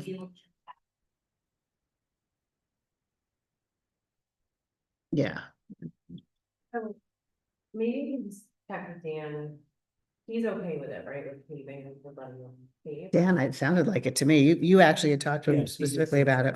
it. His proposed solution would be to lease it to me for a period of time for $1 and then let me use liability to do the repairs. And then I'm happy to circle back, figure out a more permanent solution, but not. In a way that then it's mid-November and like, you can't get anyone and it snows early, there's weather. I was just thinking if this. Was a class 6 road, then we have like an actual waiver that people sign. Saying the town's not liable, but if it's, I'm a little confused with orientation and how it's built. Like the street, because if it was a class 6 road, you would have needed to build on that. You would have needed like a special. I Right. think before Houston Drive existed, that the trees at the end of that driveway wouldn't have been there. And from the other side, you can see how, from the park side, looking back towards the house, you can see how that area of land was sort of elevated. But there's also like landscaping trees that have been planted there since, and they're quite, large, so they were planted a long time ago. So the street's right here, right? Correct, Okay. And then is that all these bushes? yeah. Has not been maintained by the town or anything. The previous owner used to just trim them back every once in a while to make the driveway more usable. Okay. Well, maybe we could just, I mean, I appreciate like not wanting to have this stay forever, but maybe we could just take a few days to like. Possibly just check with council to see, Okay. because I don't even know. Okay, we can lease without like town approval, we could lease. Something for less than a year. Right, Yeah. longer term lease, don't we need town property? Being with the base building experience, yes. Yeah. Which is for For us, a year. for years. Yep. Okay, so maybe we could just run this by Council, Will quickly, Yeah. just to make sure we don't. mess So up. it's not like run it by them and then people confirm with Dan that it's not, like it is not some kind of road and Yeah. then send him the information and move it along and then circle back to a more permanent solution so that every time you want to do maintenance. You're not Not here doing with it. us, you know, with us late in the evening, he's like, what am I doing? Why did I buy this house? I wish Jeff or Stephen were here because they would have ideas. I found this thing called ArcGIS and they've mapped every dirt road and class 6 road in the state of New Hampshire. At least, I mean, we could take it with a grain of salt, but it looks like we've got 1, 2, 3, 4, 5, 6 class 6 roads in our town and none of them are anywhere near. Yeah, each of them. Thomas and Bowman did like a whole catalog, I think we do it more than that, but yeah. I don't remember this coming up as one, but there were some like. There were Tiny a ones. few unidentified, like sort of in no man's land. Type places, so. Okay, So, yeah, let us regroup on this, with our council, and then walk the path forward and. My hope and my dream is that we don't have to bring it back to the next meeting. Right. Talk about. Karen can communicate with you. Perfect. Email. All right. Do we need to make a motion to empower Karen in any way? You know what I mean? Think so. Okay. Unless there's something ultimately that we have to vote on, I think. We're all conceptually aligned, Yeah. so unless you think we need to make some sort of motion. I don't, I think you just talk to Will and then. we Talk can to Will and see what he then, says. and then we can maybe, we'll see what he says and then hopefully have some sort of resolution at our next meeting that they would then vote on. Yeah. Let me know if there's anything I need to. Sure. Thank you. Thank you. And Okay, our last, our last public is Steve for update. Welcome, Lord. Good evening, ladies. Evening, everybody. Lauren Clement, 46 Main Street. I guess I should say that. I requested this public appointment because it has just been over a year since I was last sitting here. Inquiring about trying to formulate and see what we can do about our community skate park. I want to mention that this evening we have the Carr family and the Shumways both here. Thank you for coming. We've actually formed a formal nonprofit board. We've got the full documents, we've got mission statements, we've got it all. And after we explored, I guess after Neil's departure and finding out that there was a the way the accounting and bookkeeping was being done, after we exhausted all our avenues, it made the most sense to try to form a formal 501c3. And so we did it, and we're pleased about that, and we've got ourselves a federal tax ID number. We've got ourselves a PO Box 311 here in town. We've got ourselves a email website. We are working on getting our federal nonprofit certificate or designation. And then at that point, we can formally open the correct banking account. And with that corporate non-profit banking account, we then can collect funding and legally give donors a letter from us that declares that it was for a nonprofit charitable contribution, so they can use it as a potential tax write-off. So that's an important element for us.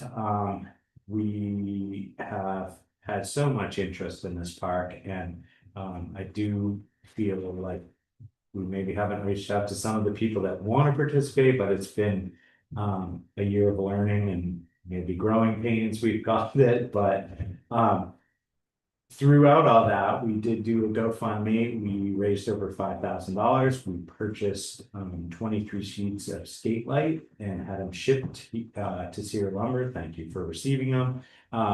And I stored them at a facility in Henniker, and we've since moved them to Hopkinton, and they're stored in an undisclosed place, safe place, because they're very expensive and hard to get your hands on.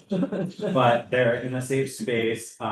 And the reason we wanted to spend the initial big nugget on that skate light is it's the only part that we can't just go to a standard lumberyard, or hardware store and buy replacement pieces. And when you're pulling apart the element, if you don't have that final outside top layer, which is what the skate light is, you then are leaving the obstacle unfinished or apart. And so that's why that was a key element to try to secure. So we did that. We also, thank you to the farmers market, had a couple opportunities to do some t-shirt sales down there and stickers that we have. We also did the t-shirt sales at the annual town meeting, and I think we're gonna request to try to do that again. It didn't seem to step on anyone's toes, and it was great to get the word out to a lot of other people. What else do we have here? We over the course of the year, we've done some painting down there. Bob and a couple of his buddies have been inside almost every element. We found damaged things and done repairs to them to make them more sound and secure. So on top of that, just making sure screws aren't sticking out and that general maintenance, staying on top of it. I'm always down there doing police detail and cleaning up and trying to keep it in good working order and safe. And I mean, I know that was one of the main concerns of the DPW and right from Parks and Rec, the safety concerns, and that nothing was done, that this could start getting in disrepair and get shut down. And so we've been doing what we could within our scope this year, or try to keep it safe for everybody that goes down there and uses it.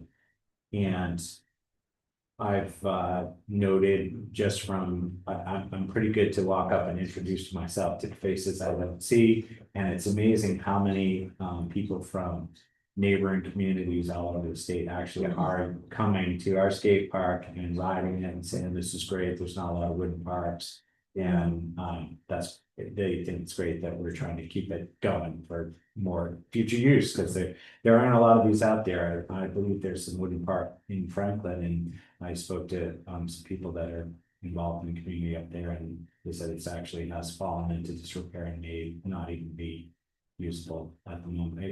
And that's what we want to see here. So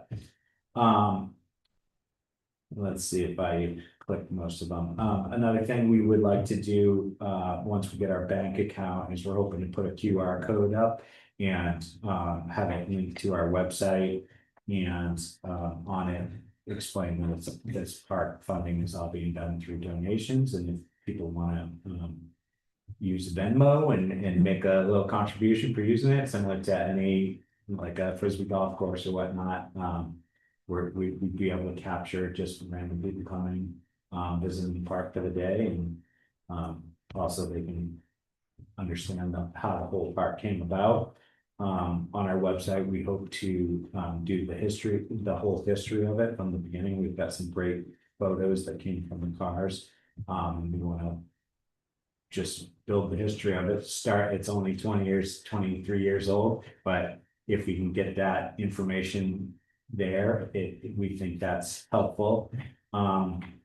We also would like to do some events down there for fundraising, and we've got quite a few ideas. We'd like to get some corporate sponsors, but again, that falls into having the 501c3. So cart before the horse, this and that. I know Jeff said this was going to be a big undertaking, and it is and it isn't. One thing that I've found through doing this, and there's a lot of people to thank, and I guess I don't even want to start thanking them because I'll forget people, but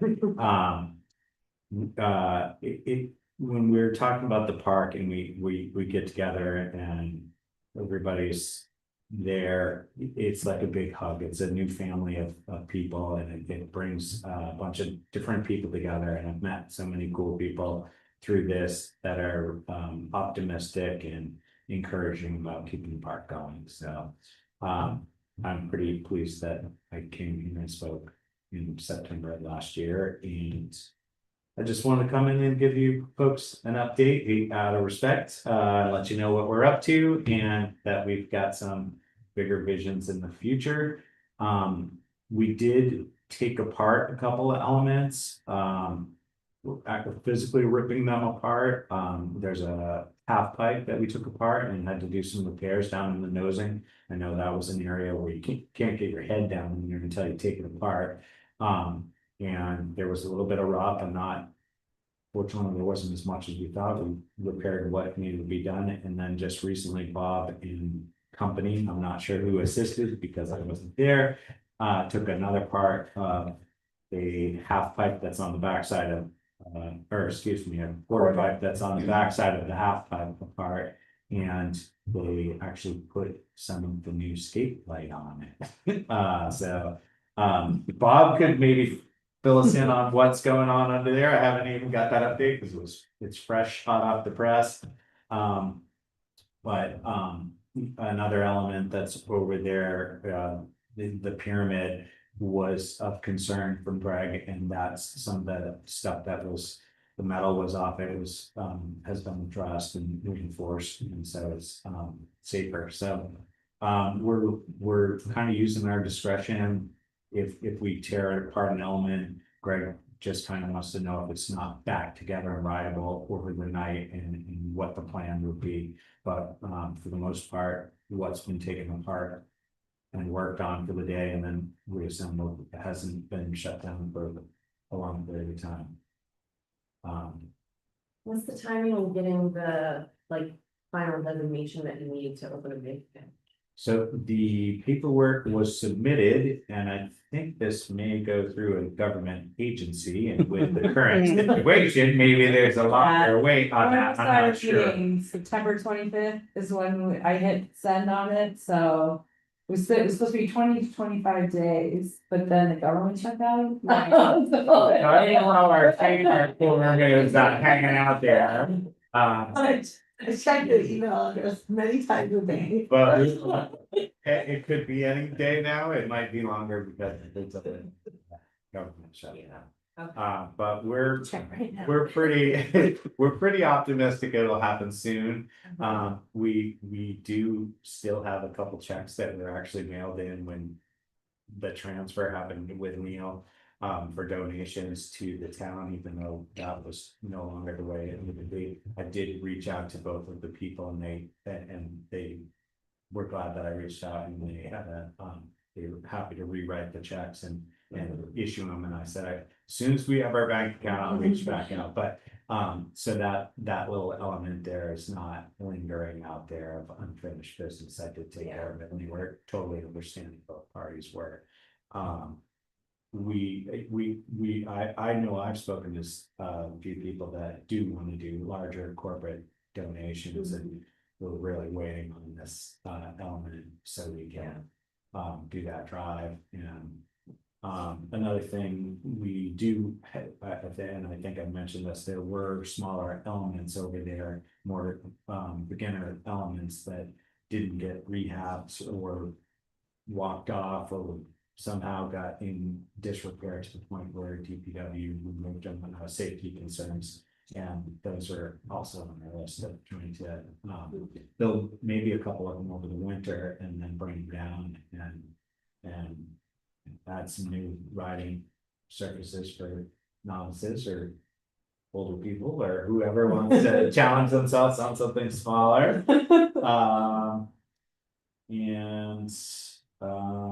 Yeah, that was my quick notes of Monday, Tuesday. Let's get this together, but Well, that was great to hear. That's an excellent update. Love to hear the progress. And Can I just add one thing? sure. Karen basically said if she needs me involved, she can, but we've just been empowered to communicate directly with Daniel, right? that's great. Okay, good. That's great. I can't believe it's been a year. But thank you, Lauren, and everyone else who's been helping keep this on, and you know, it's a very special spot. For many reasons, and a beloved spot, and so really, really happy to hear this update. Thank you, guys. You're welcome.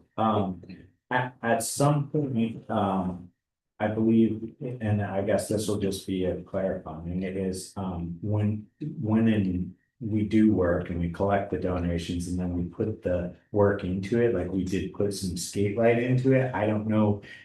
I think the game plan was that we then make a formal donation dollar value because all the hours are donated unless we paid someone to do it, but that's not been the case.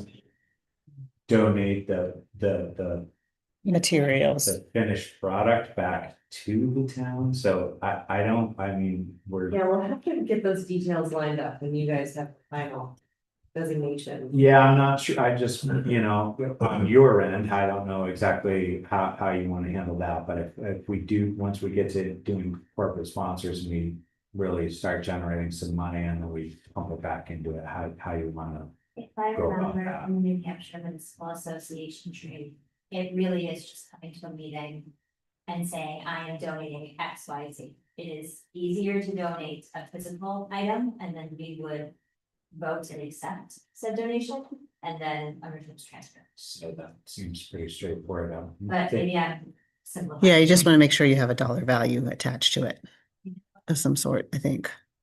And we should be able to have a Yeah, we can. reverse it. idea of that because we'll know what our material. So that's just Google and what it costs to purchase this.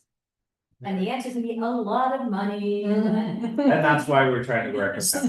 So that might be worth double checking because any donation over $10,000, I believe, needs to be accepted.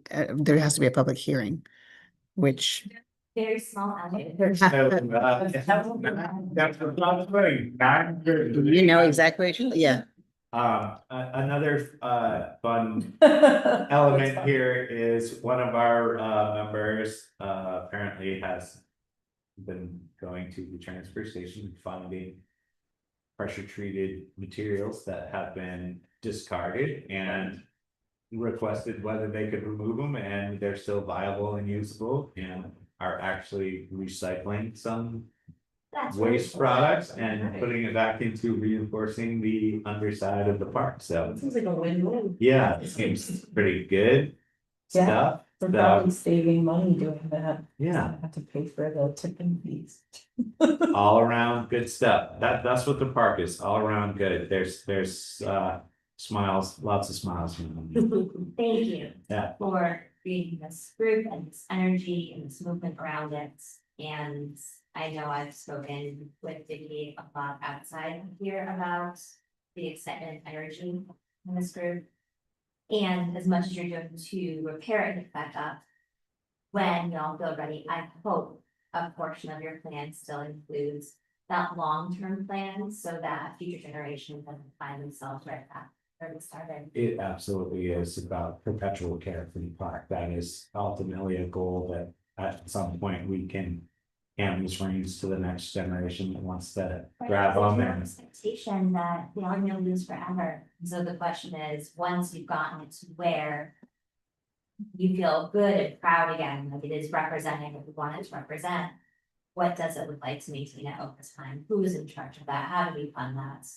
So that 40 years from now, it's not another group sitting around going, how did this happen? Exactly. Yeah. And those thank yous go to a lot of people. It's definitely not me. This is a team effort all around. There's a ton of people working on this, and there's a ton of people that really want to get involved, and we just kind of held back a little bit because we don't want to make craziness, too many cooks in the kitchen sort of thing, but we look forward to that day when we can go wild over there and start tearing it up. So, and Like, having fun, metaphorically. Shredding. Did anyone else from our group want to say anything? Thank you, Lauren. Just sending some love to our way from the peanut gallery over here. Well, thank you, folks, and that's the update. Good job. Got it. You might switch over to the attendees. It is switched, it is switched over and I don't know why it's not showing. It was showing and now it's, unless That's a good idea.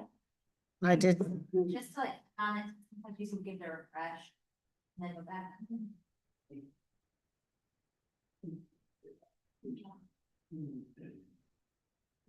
Okay, just switching. Excellent. don't know. We're sorry, attendees, we can't see your name. Okay, so we are moving on to old business. Yay, here we go. In your folder, there is the language to accept the agreement we've talked about.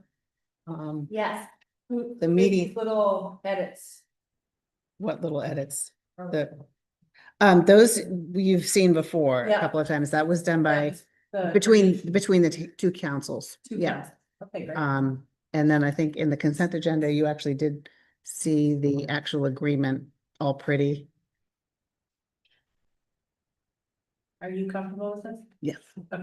Yep.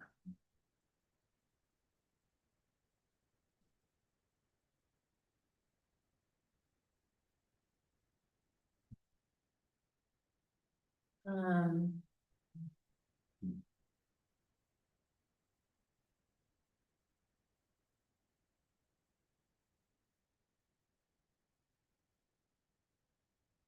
Is this?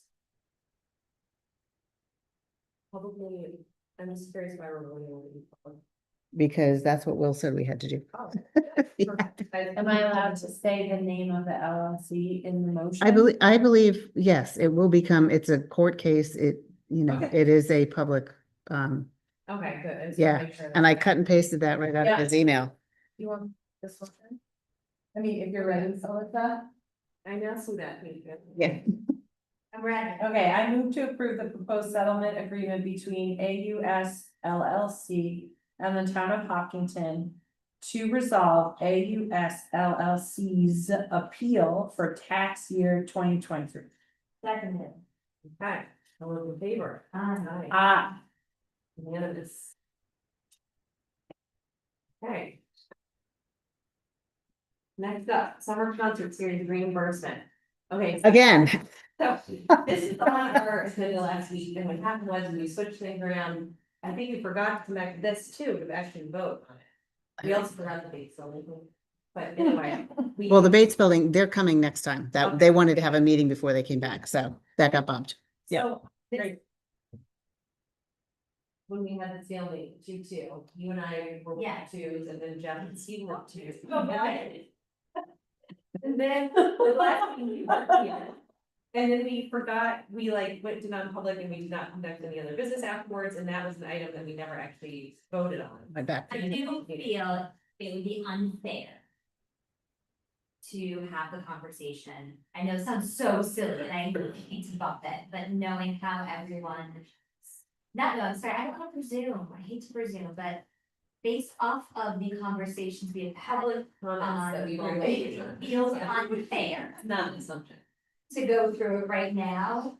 So, cause I feel like I'd be doing jeopardies. No, so that's what I was gonna suggest, that we know from all of our public comments, unless Vicky has had a change of heart, that if this is a full board.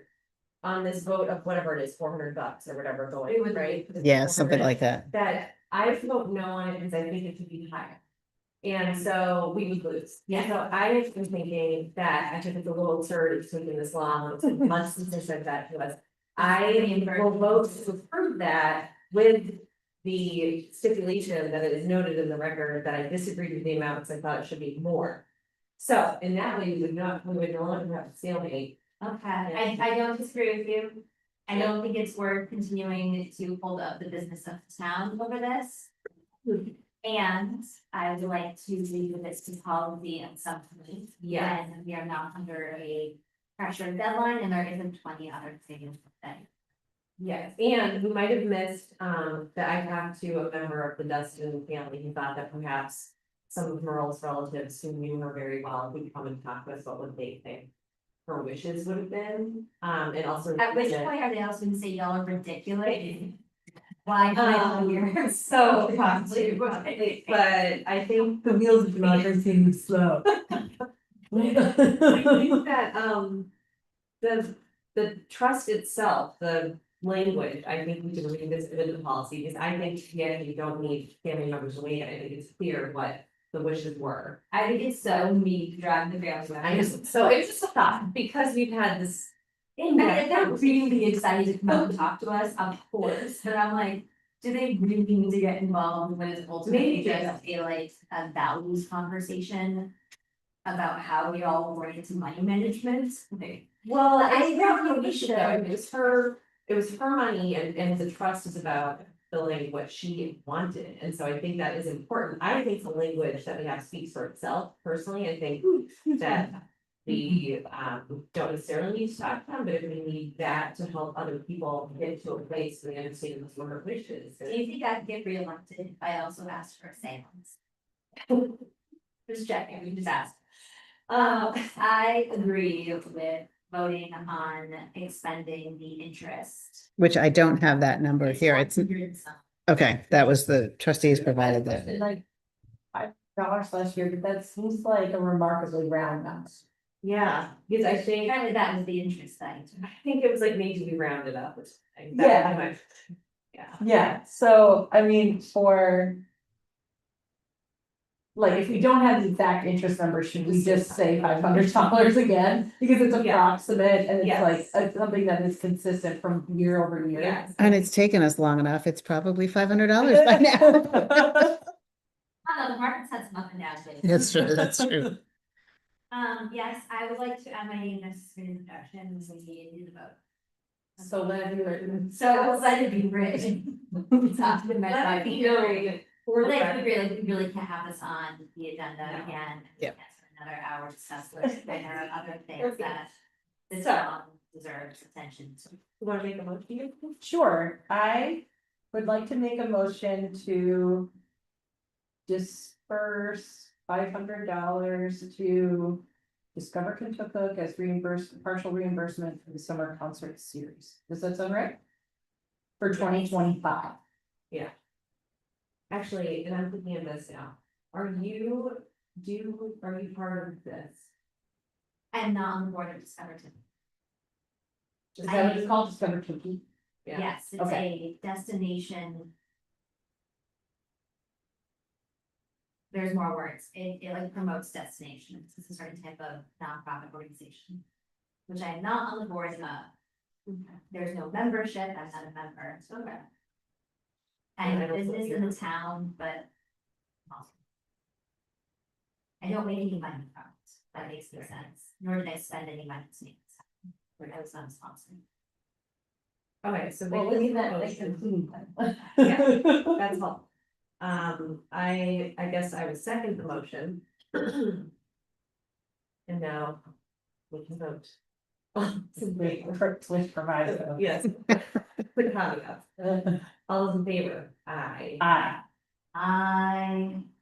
And could it please be noted that we. It's just vote funny. Yes, to move this along, but we, both Melissa and I thought that the dollar amount should have been higher. Okay, 3 rates. Okay. Next up, horseshoe pilot. Well, you guys have already covered it, I think. I just thought it should be on here and noted that, that thing moved forward, yeah. Yeah. Or moved back or wherever it went. Yes, for the final, the decision will be, but this is step one. Feels like there's way more horseshoes than I thought, there's like 10,000 horseshoes. Yeah, I heard from Vicky, she was updating me right when the meeting started about the process of putting the horseshoes like on the pallet, and I was like. Yeah, it was a lot of horseshoe movement. I was only Yeah. part of the time, I'd be trying to come back, but. Were you it sure was- next day?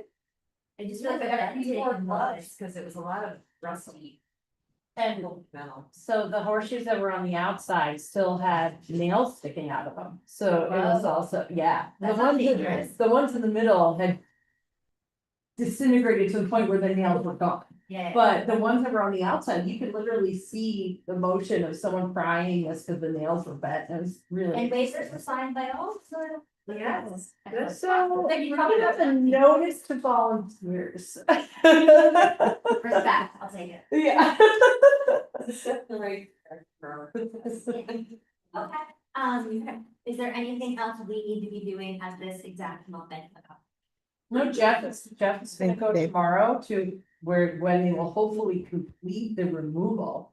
And then Dan Blanchett has taken, custody of them basically for the winter time.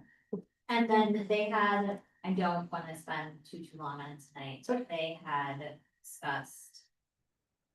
Ideas and. Yeah, they're gonna make some renderings.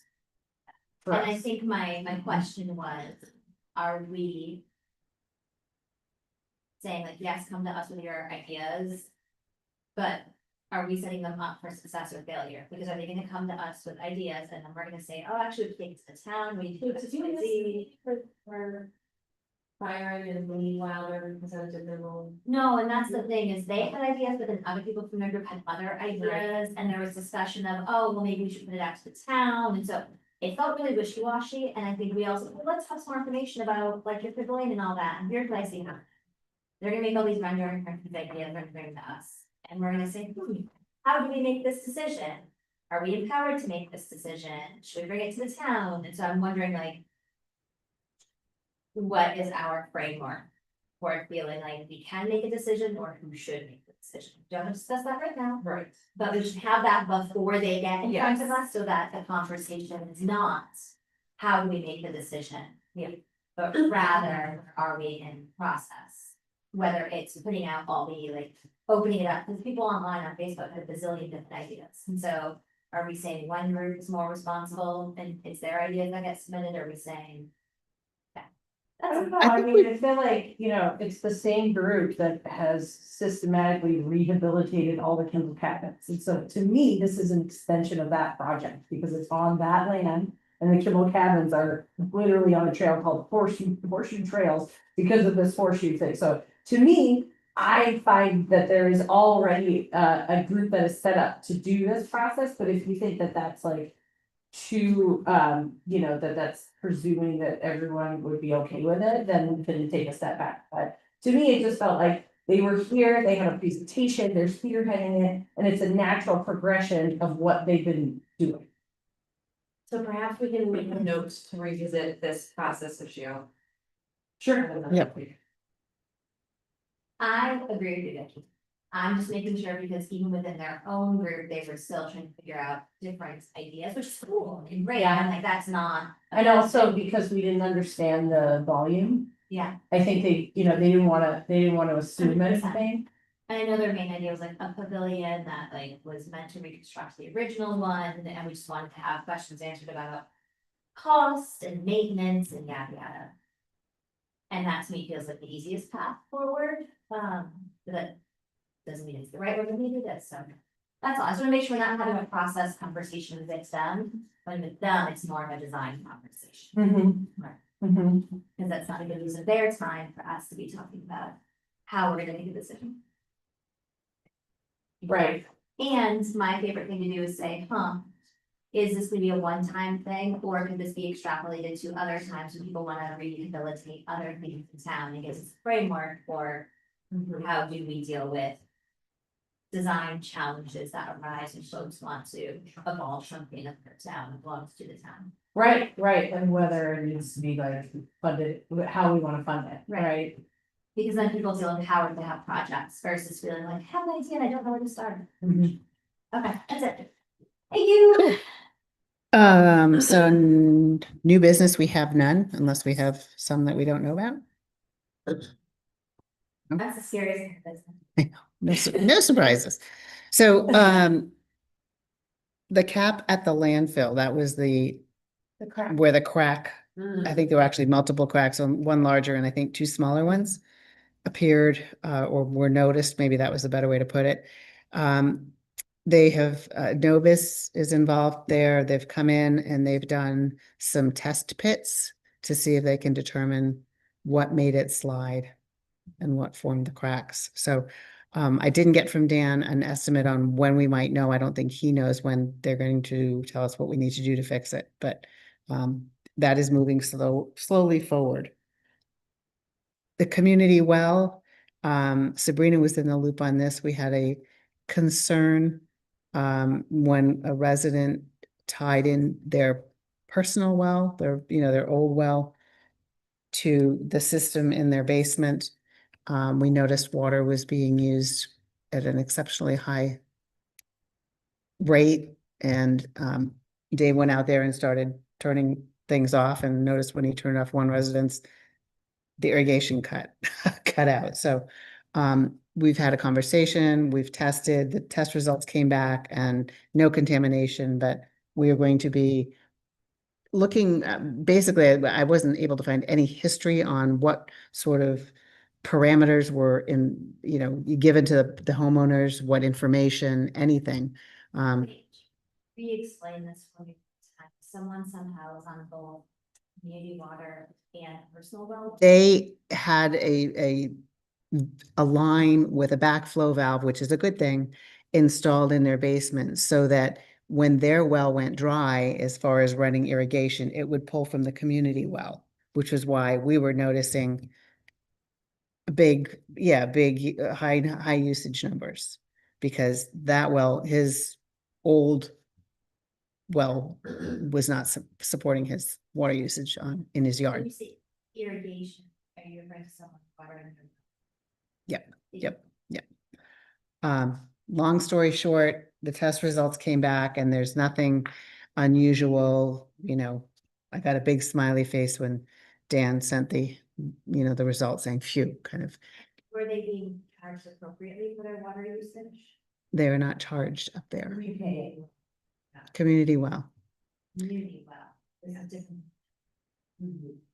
This is the 6 or 7 houses plus the transfer station up that way. Yeah.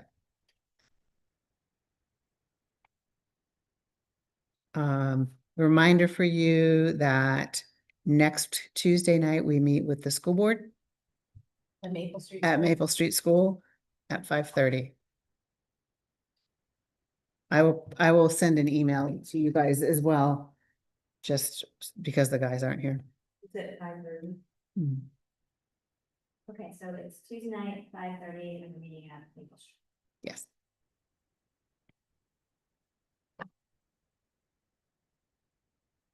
The sidewalk showing personnel needs to be shown.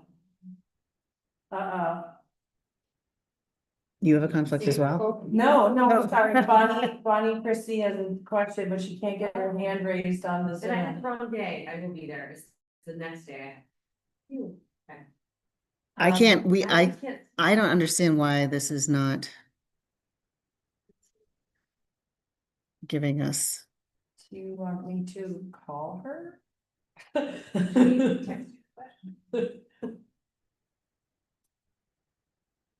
What is bizarre, we just cannot. Something not registered. Hang on, Bonnie. What do you think? Should we wait until public forum and then put her on speakerphone? I can also go and poke at it for a second. yeah, you're welcome to poke at it. I don't, For other municipal. other than just, I've got a quote for the keypad on the door, waiting for a quote on the new bar, the new crash bar that would be an electronically activated one, so. It's probably gonna be in the $3,000 to $4,000 range to do that, so. To upgrade the front door to Keypad, keypad yep. instead of keys. Keys, yes. All right, so those are my updates.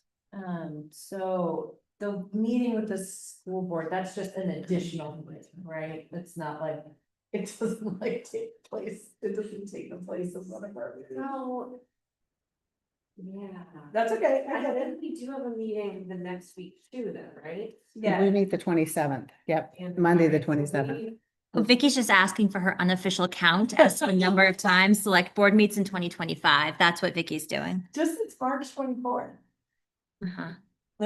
Oh, and I actually don't think I can be in, that's TBD, I'm out of town, so that, we accommodated the school schedule for like the last few years, so next year, whether I'm here or not, make a note, they need to come to us next time and be at one of our meetings, because we add an extra meeting to that. So what we might do is extend the invite earlier, Yeah. I feel like we had this exact conversation. like next Wednesday, maybe. or something like that. For next year. I think I made You a have any statement more? this last year. No, this is the weirdest. Like, I want to restart it, but that is not going to be good for anyone. I've never had this happen before. Is it in webinar or is it in meetings? Cause I had trouble finding it. Ah, it might be in webinar. We usually do it in You use the webinar. webinar, Yeah. because meetings you should be able to. By the end of October, it'll be 31 weeks since she and I started. And we will have had 33. Post and post, everyone. I'm just having a lot of fun with this. You're here to meet like so. I think my best guess would be to restart this, and I don't think that's a good idea, because, Yeah, let's just, can we put her on speakerphone? Okay. Should we do it now? Do you want to wait until public Oh. forum? Well, Oh, I I thought finished. town administrator, I finished. you're done. Oh, you're done. Yes. In person would like, oh, will be your days.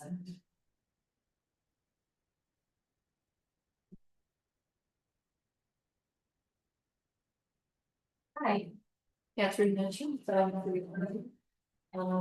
I've been here and mentioned this previously, but I'm bringing it up now that Cedar and Main is open. Okay. It's wonderful to see they're doing thriving business already and it looks wonderful. But I just want to bring up parking again as something I think the board needs to really consider. We had a conversation with one of our retail tenants who has already encountered problems with people unable to park to go to the business Mm-hmm. with. It's happened multiple times already and one person giving up and leaving. So I think there's an issue that needs to be addressed. I don't think there's enough parking with businesses and residential tenants that need winter overnight parking. And I don't know what the solution is, but I hope that the board will think about ways that maybe we can come up with some more parking.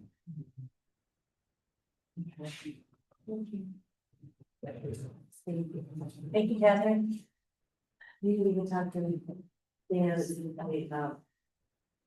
Well, my first question is, there must have been a site plan for the restaurant, right? And doesn't that address parking? He received a waiver Oh, and the village is an interesting beast of how to do that. And I think some hopes was when the state redid that intersection, that we had a chance to also reevaluate. I'm speaking not as a select, yes, it's like, I was not select board at the time that this was happening. Yep. I think there was a hope that when the state was redoing the intersection would be the time to think about both traffic and parking and all that kind of fun stuff down there, right? Because right now, the retail parking is on state routes in which you have to back onto the state routes, which if designed today would not be allowed. And if we were to parallel park them, we lose a ton of parking. But backing onto that street is you saying on Mary and we back up. You know, they're not, see. Yes, I'm aware. So I'm saying like, hey, like, this is a new conundrum in that. I believe that there was energy and hope about looking at the layout of Kentucky Village from a pedestrian and car perspective with the redoing of it, but now that we are no longer on that. And we are a bit on our own to reevaluate pedestrian and car. What have you down there? Also, the stuff must have existed with the prior restaurant that was there. No. Well, I don't think it was as well attended and it didn't have the outdoor dining. This may be a little less of a problem once the weather changes and the outdoor dining isn't open, but I think the way he has configured the restaurant and the apparent popularity of it seems to be creating a significant increase. And even the staffing, I think that he has is a lot larger. I don't think there's enough parking at the restaurant even for the staff. So we have the staff and the patrons and then the other businesses in town. The parking spots in front of your building, are they owned by you or are they owned by the state? Not us. It's the same thing as across the street, it's no man's land, no one owns It's it. either the town or the state. I'm sorry, it's international waters, y'all, he knows in all those parking spots. Also, just in general, I mean, things are growing and changing constantly, right? Something's gonna happen to the former bank, right? That's gonna end up being another, hopefully. Someone, sorry, word on the street is someone came in and said, the building sold, those guys, what you're talking about, I don't look at the facts on that, but. I think about the group that Ian is working on that has the matrix about Kentucky Village. I also think about Ian's face, who told him the project had fallen for them. I wish he'd taken the whole conference. But I think it is worth revisiting kind of the village as a whole. In the light of the state not continuing with the project, in light of the work he's doing, in light of the parking situation and the ongoing pedestrian issues that we're hoping to be solved by some of this work, which are now not to be solved. And watching children try to cross through that village at 3 o'clock every day is terrifying. Like, I literally stopped my car and got out and stopped traffic the other day so that 2 little girls can cross the street because no one was stopping them. Well, they haven't painted the. No, why would they pick the crosswalks? Why would they do that? Why would they possibly do that at the bottom of the school crossing? That makes no sense. Wait, so they took them in further down. Yeah, you're thinking between, On the at Stone Bridge. Bridge. This is not the Right. bridge, which is not where the school crossing is. So to get from the school to the village, there is no crosswalk because you can't come down that side of the road. You have to cross the road and then come down and cut through the gas station, which doesn't really have a sidewalk. And then find your way across the road of screeching tires. Yeah, And yeah. then, all that to say, I think it'd be worth having some work time. I know that our agenda is not designed for work time, but to carve out a block of work time.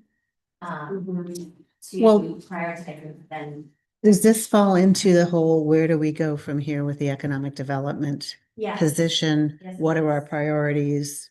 I did attend the Gasset hearing, which is the governor and council, I think it's infrastructure, it was DOT and our executive counselor were there last week, and money is tight and getting tighter, and that's the bottom line.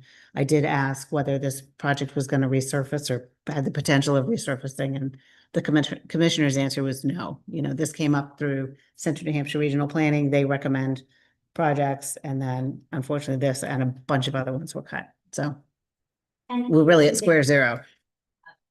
No, just there is no money, and a lot of the blame is the whole 93 corridor widening and all that. That is just costing enormous sums of money over what they expected. So So I know that our options are limited. It being a state road, but I think we should be pushing on those limits to the extent that it is a safety priority for residents of all ages and all abilities to move around over the village. Yeah, that's, Yeah. Yeah, At the we very put- least, getting a sense of why we should put. I can reach out on that one because I thought they would have, they said like a couple of weeks and they haven't, have they done the lines in the road? That's kind of a What is it? whole thing. No, they haven't. It's a free for all. Right. okay. Yeah. that square wasn't lined. I, again, did a couple prayers every time I was driving through there, Yeah. like multiple times a day, because without the lines, no one can make sense of what's happening. But yes, it is worth zooming up on all of that. I'd also like to understand better who owns what land down there, to understand who the stakeholders are, because different parking lots are owned by different entities, right? The parking lot in front of the depot is owned by the depot, that like there's just different stuff happening, and understanding that and creating a cohesive parking plan across the stakeholders is key to alleviating traffic. So would we ask Karen to put that together? Karen R. To like make us a little. Like map of She is- who owns what? Here in our. What? That are, She's Karen H. she's, Oh, okay. I thought you said- No, I was like there. Designate who owns what. No, I agree. Who I think owns that'd what? be really neat. Just I from was just gonna pull up maybe the, colonial, down to. Yeah, we don't even And need you're to go talking about on like roads and lots and. the lot, farmland. yeah, specifically, right? In the village. Like, Oh, what if we- Karen's like, wait, I can pull it up for you right now. Yeah. I mean, what if we said that we wanted to, take a green space and turn it into parking lot, I mean, that's not bad, but you know what I mean, but then it turns out that, yeah, it's not ours, Right. But the other thing though, is it could be working with, and I'm completely throwing this out there, so I know what to reform, but like. I know, for instance, the depot has to close their lot in the winter because it's cost prohibitive to snowplow it. And so working with them to help alleviate some of that or find funding or just arrange understanding. As well as things like helping them paint lines to maximize their parking spaces in there, that could help with that. So Yeah. look at, to say like, where is their parking? Is it being maximized? Is it clear? Who owns it? And how do we help them in keeping that open and available? If it's not town land, so that we don't have to turn. Well, I think most of the parking, if it's along the road, is in the state's right of way. Oh, that's along the road, but Yeah, so okay. once you're in the village. You've got some other spots. So there's 2 municipal parking lots. One by Riverway, like where the gazebo is, and the Oh, other downstairs. So they're kind of the furthest back. The two closer ones are privately owned. One is attached to Seaboard Main and one is attached to the depot. And then you hit the parking on the state routes. There's also a large parking lot associated with TDS over the bridge, but it's not commonly used, like there's no agreement to use it as public parking. We reached out to them as private businesses in the past. To use it as overflow parking for events and haven't really heard anything back, it's been crickets. Yeah. But it's a very large parking lot that is always very empty and they have a lot of grass. So let's put this on a future. I do think that that's one of those things where if we can improve rate funding in the village, it would be a win for a lot of people and would hopefully be something that's more about coordination, communication and signage and less about spending. Yeah, I agree. Bonnie said she's happy to talk on speakerphone Okay, when we're ready. all right, anyone else in person? Wish to see? Let me just do a quick follow-up. Sure. We've looked around the village a lot and the only solution that I can come up with is the potential of buying a piece of property. There is one on Cedar Street that there was talk of this in the past, of buying it to put in a parking lot, and the land runs behind what is now the Everyday Cafe. There's a lot of land back there. And it used to be behind the old community center. You know, that's a situation that costs some money, but it would provide an area right in the middle of the village with a lot of parking. And the other thought I had, and I don't know if it's viable because of the situation with the entity that owns the train depot, but if those spaces were available for winter overnight, only for local residents. The depot people wouldn't be using it overnight, but it would alleviate that problem. And the reason that's important is that we have residential tenants who, when there's a large storm that's going to be coming down overnight, and we're not the only apartment building, I think, that faces this. The tenants are asked to remove their vehicles so the plow can get in. They need that winter opening spot. Yeah, in fact.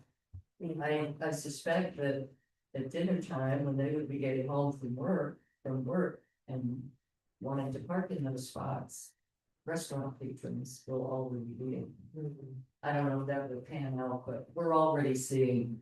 Yeah, I have been noticing when I'm at my shop in the evenings that parking lot's pretty empty. I don't think out of towners know what that lot is or what to make of it, so they don't park in it. But to your point, it is worth exploring. And having had conversations with the depot when I was even across the street and seeking additional retail parking back then. For them, it just wasn't feasible to be open in the winter, because they just couldn't maintain it. Because they are a nonprofit, relying on donations of the community, but that's something we could discuss with them and figure out what does it look like. Because it is less expensive, in my estimate, to help them keep it open in the winter than it is to try to build a parking lot. To start with. I don't really I'm think- not sure it's enough, but. But it's a step, right, and we can incrementally work towards a better solution. Okay, that's a good plan, thanks for bringing that up. Lauren, do you wanna? I was just, hearing that home.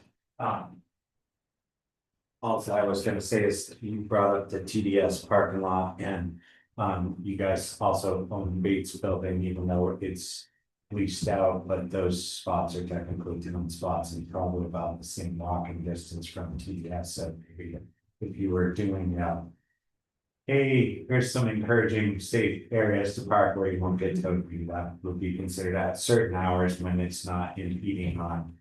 the I will say next that day. there's only about 4 available spots behind the Bates building, and there's a tenant who has access and right to like certain spots that's like a negotiated thing with the town. And I say that because when Two Villages has an opening, the cars line all the way up towards us because of there's no parks.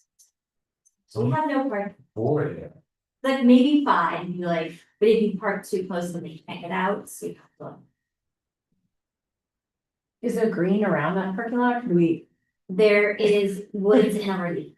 woods in a ravine? Yeah, you can't, You're you can't. blocked. But yes, I'm with you. Well, there, I know Byron, in one of his plans talked about that, but just for safety of not coming out in that area, making it one way in where the bag comes and that's obviously, again, it's expenditure. But if there is a pathway through there, maybe some parallel parking to it. Yeah.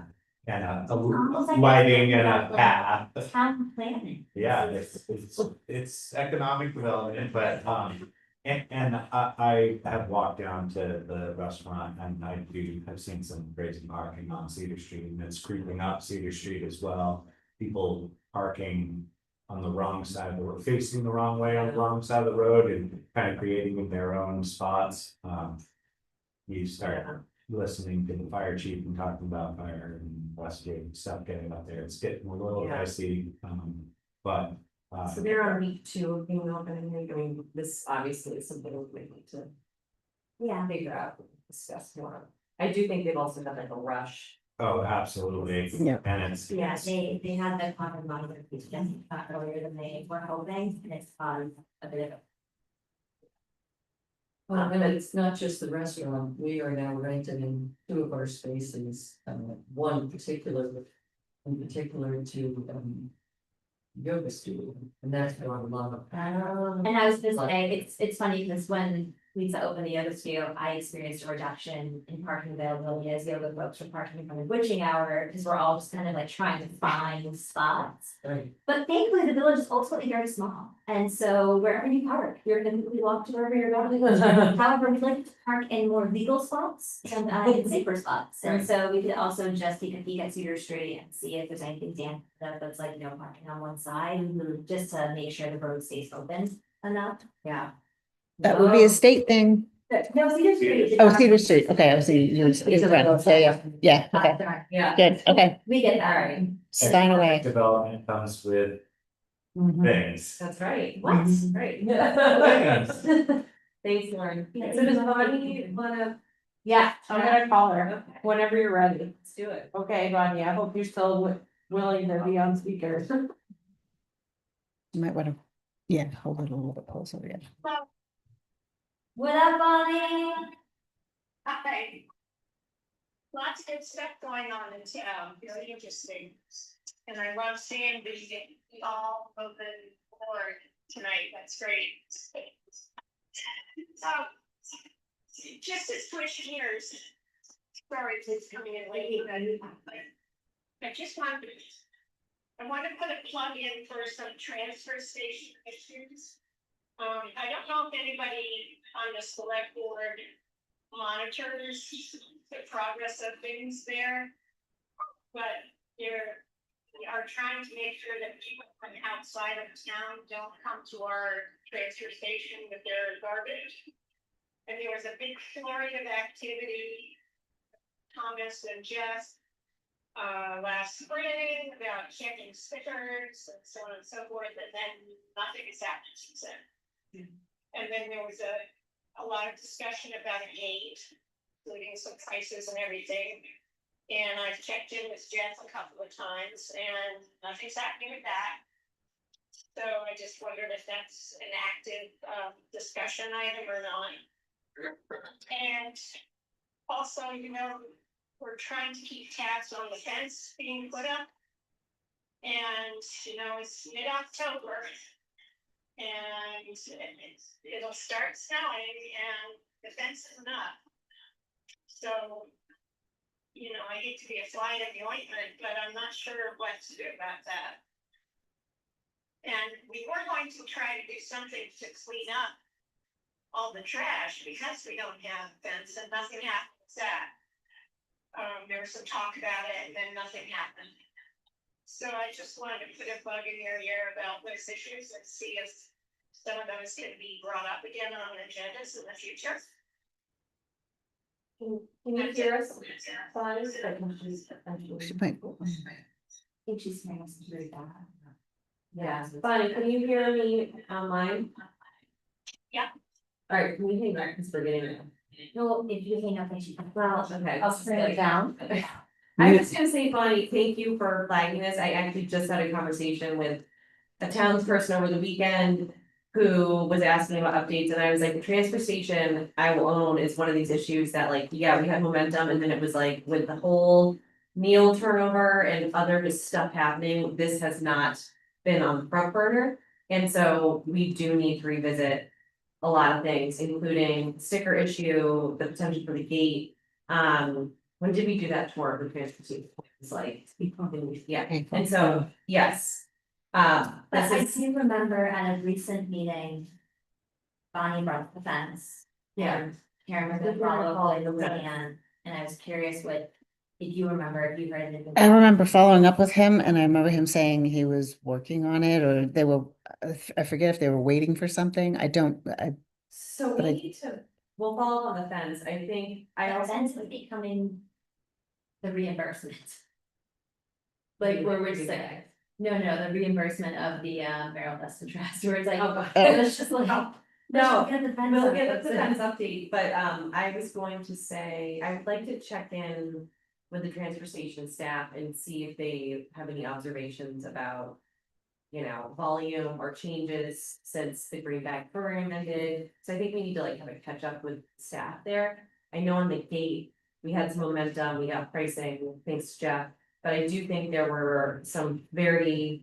Significant practical concerns from the staff about a potential gate, and so that kind of just paused. And so we need to revisit a bunch of these things, we just have not, so. Yeah. It is back on our radar. You know, it's not a satisfying answer, but. Anyway, so yes, Bonnie, that's sort of where we are, but we can follow up, the fence we have definitely been updating on. And then I think we need to. Put an agenda item on an upcoming, well, we'll be talking about the budget soon enough, so we can talk about stickers and keeping, you know, non-residents out and revisit these things that all got kind of paused. So, Thank you. thanks, Bonnie. I also did a postmortem analysis of the bag bridge and I could send to the select board at some point when you're on the letter. That'd be great. Sounds good. Okay. Thank you. Thank you. We all.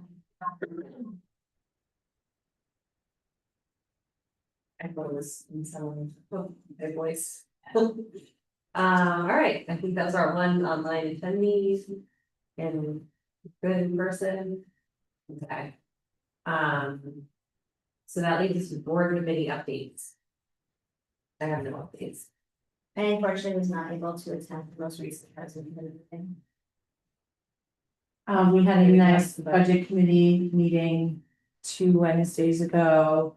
And we came in with a bunch of notes, and I believe we're meeting, me and Beverly and Karen on sometime next the week. 22nd, I think, to sort of go through all the notes and make, you know, list of like low hanging fruit and stuff that we want to see if we can gather. And stuff we need to figure out if it's feasible. But, you know, we went over the one pages again, and I feel like that kind of wrapped up that conversation nicely, and the budget committee basically said like, take this feedback. And we're interested to see what you come back with. In the winter. You know, like, I don't think we're gonna be talking about the one pages again in November. I think they gave us feedback. And they're waiting to see the next generation of those. Is that right, Lauren?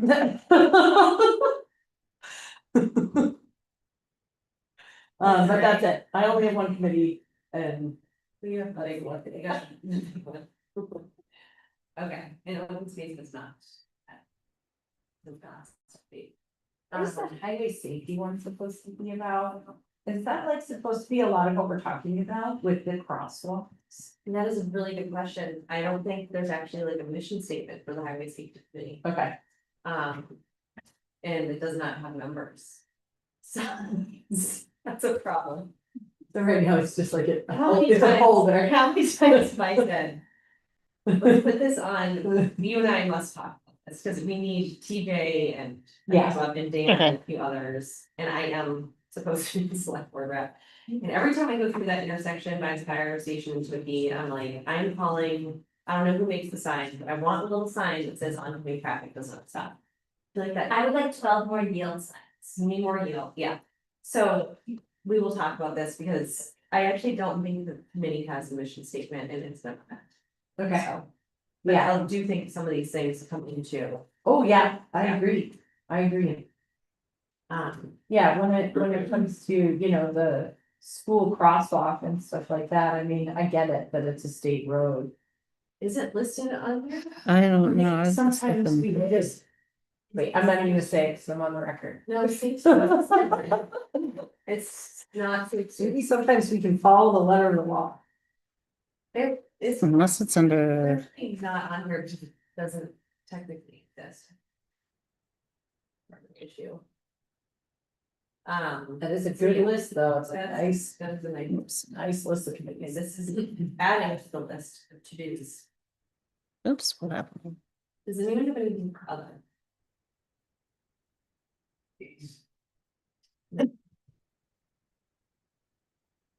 No. Sorry. Okay, so highway safety, we won't revisit this, it's gonna happen. Yeah. Okay, we have 3 non-publics, so we will vote to go into non-public. And then we'll later, and then afterwards we will adjourn and not have any other business, and I just wanna say thank you to everyone for joining us tonight. We appreciate you being here. Thank you. Yes. So I would make a motion that we go into non-public under RSA 91A32 C, which is verification, and then also E, which is the Second. roll call. Vicky says yes. I mean, yes. Alyssa says yes. Thank you. Thank you so much. Thank you, everybody. Thank you, everybody. Really appreciate you sitting through our meeting. Who seconded? Vicky? I think the motion- Seconded No, it. no, Vicky, You made a motion, I seconded, Okay. and then Vicky did her funny roll. I roll call myself. Vicky, what do you think? Yes. Okay. Let shut some stuff down. Whoops, that's not right. Thank you for everyone who joined us on Zoom. Bonnie and I think ourselves, right? We are the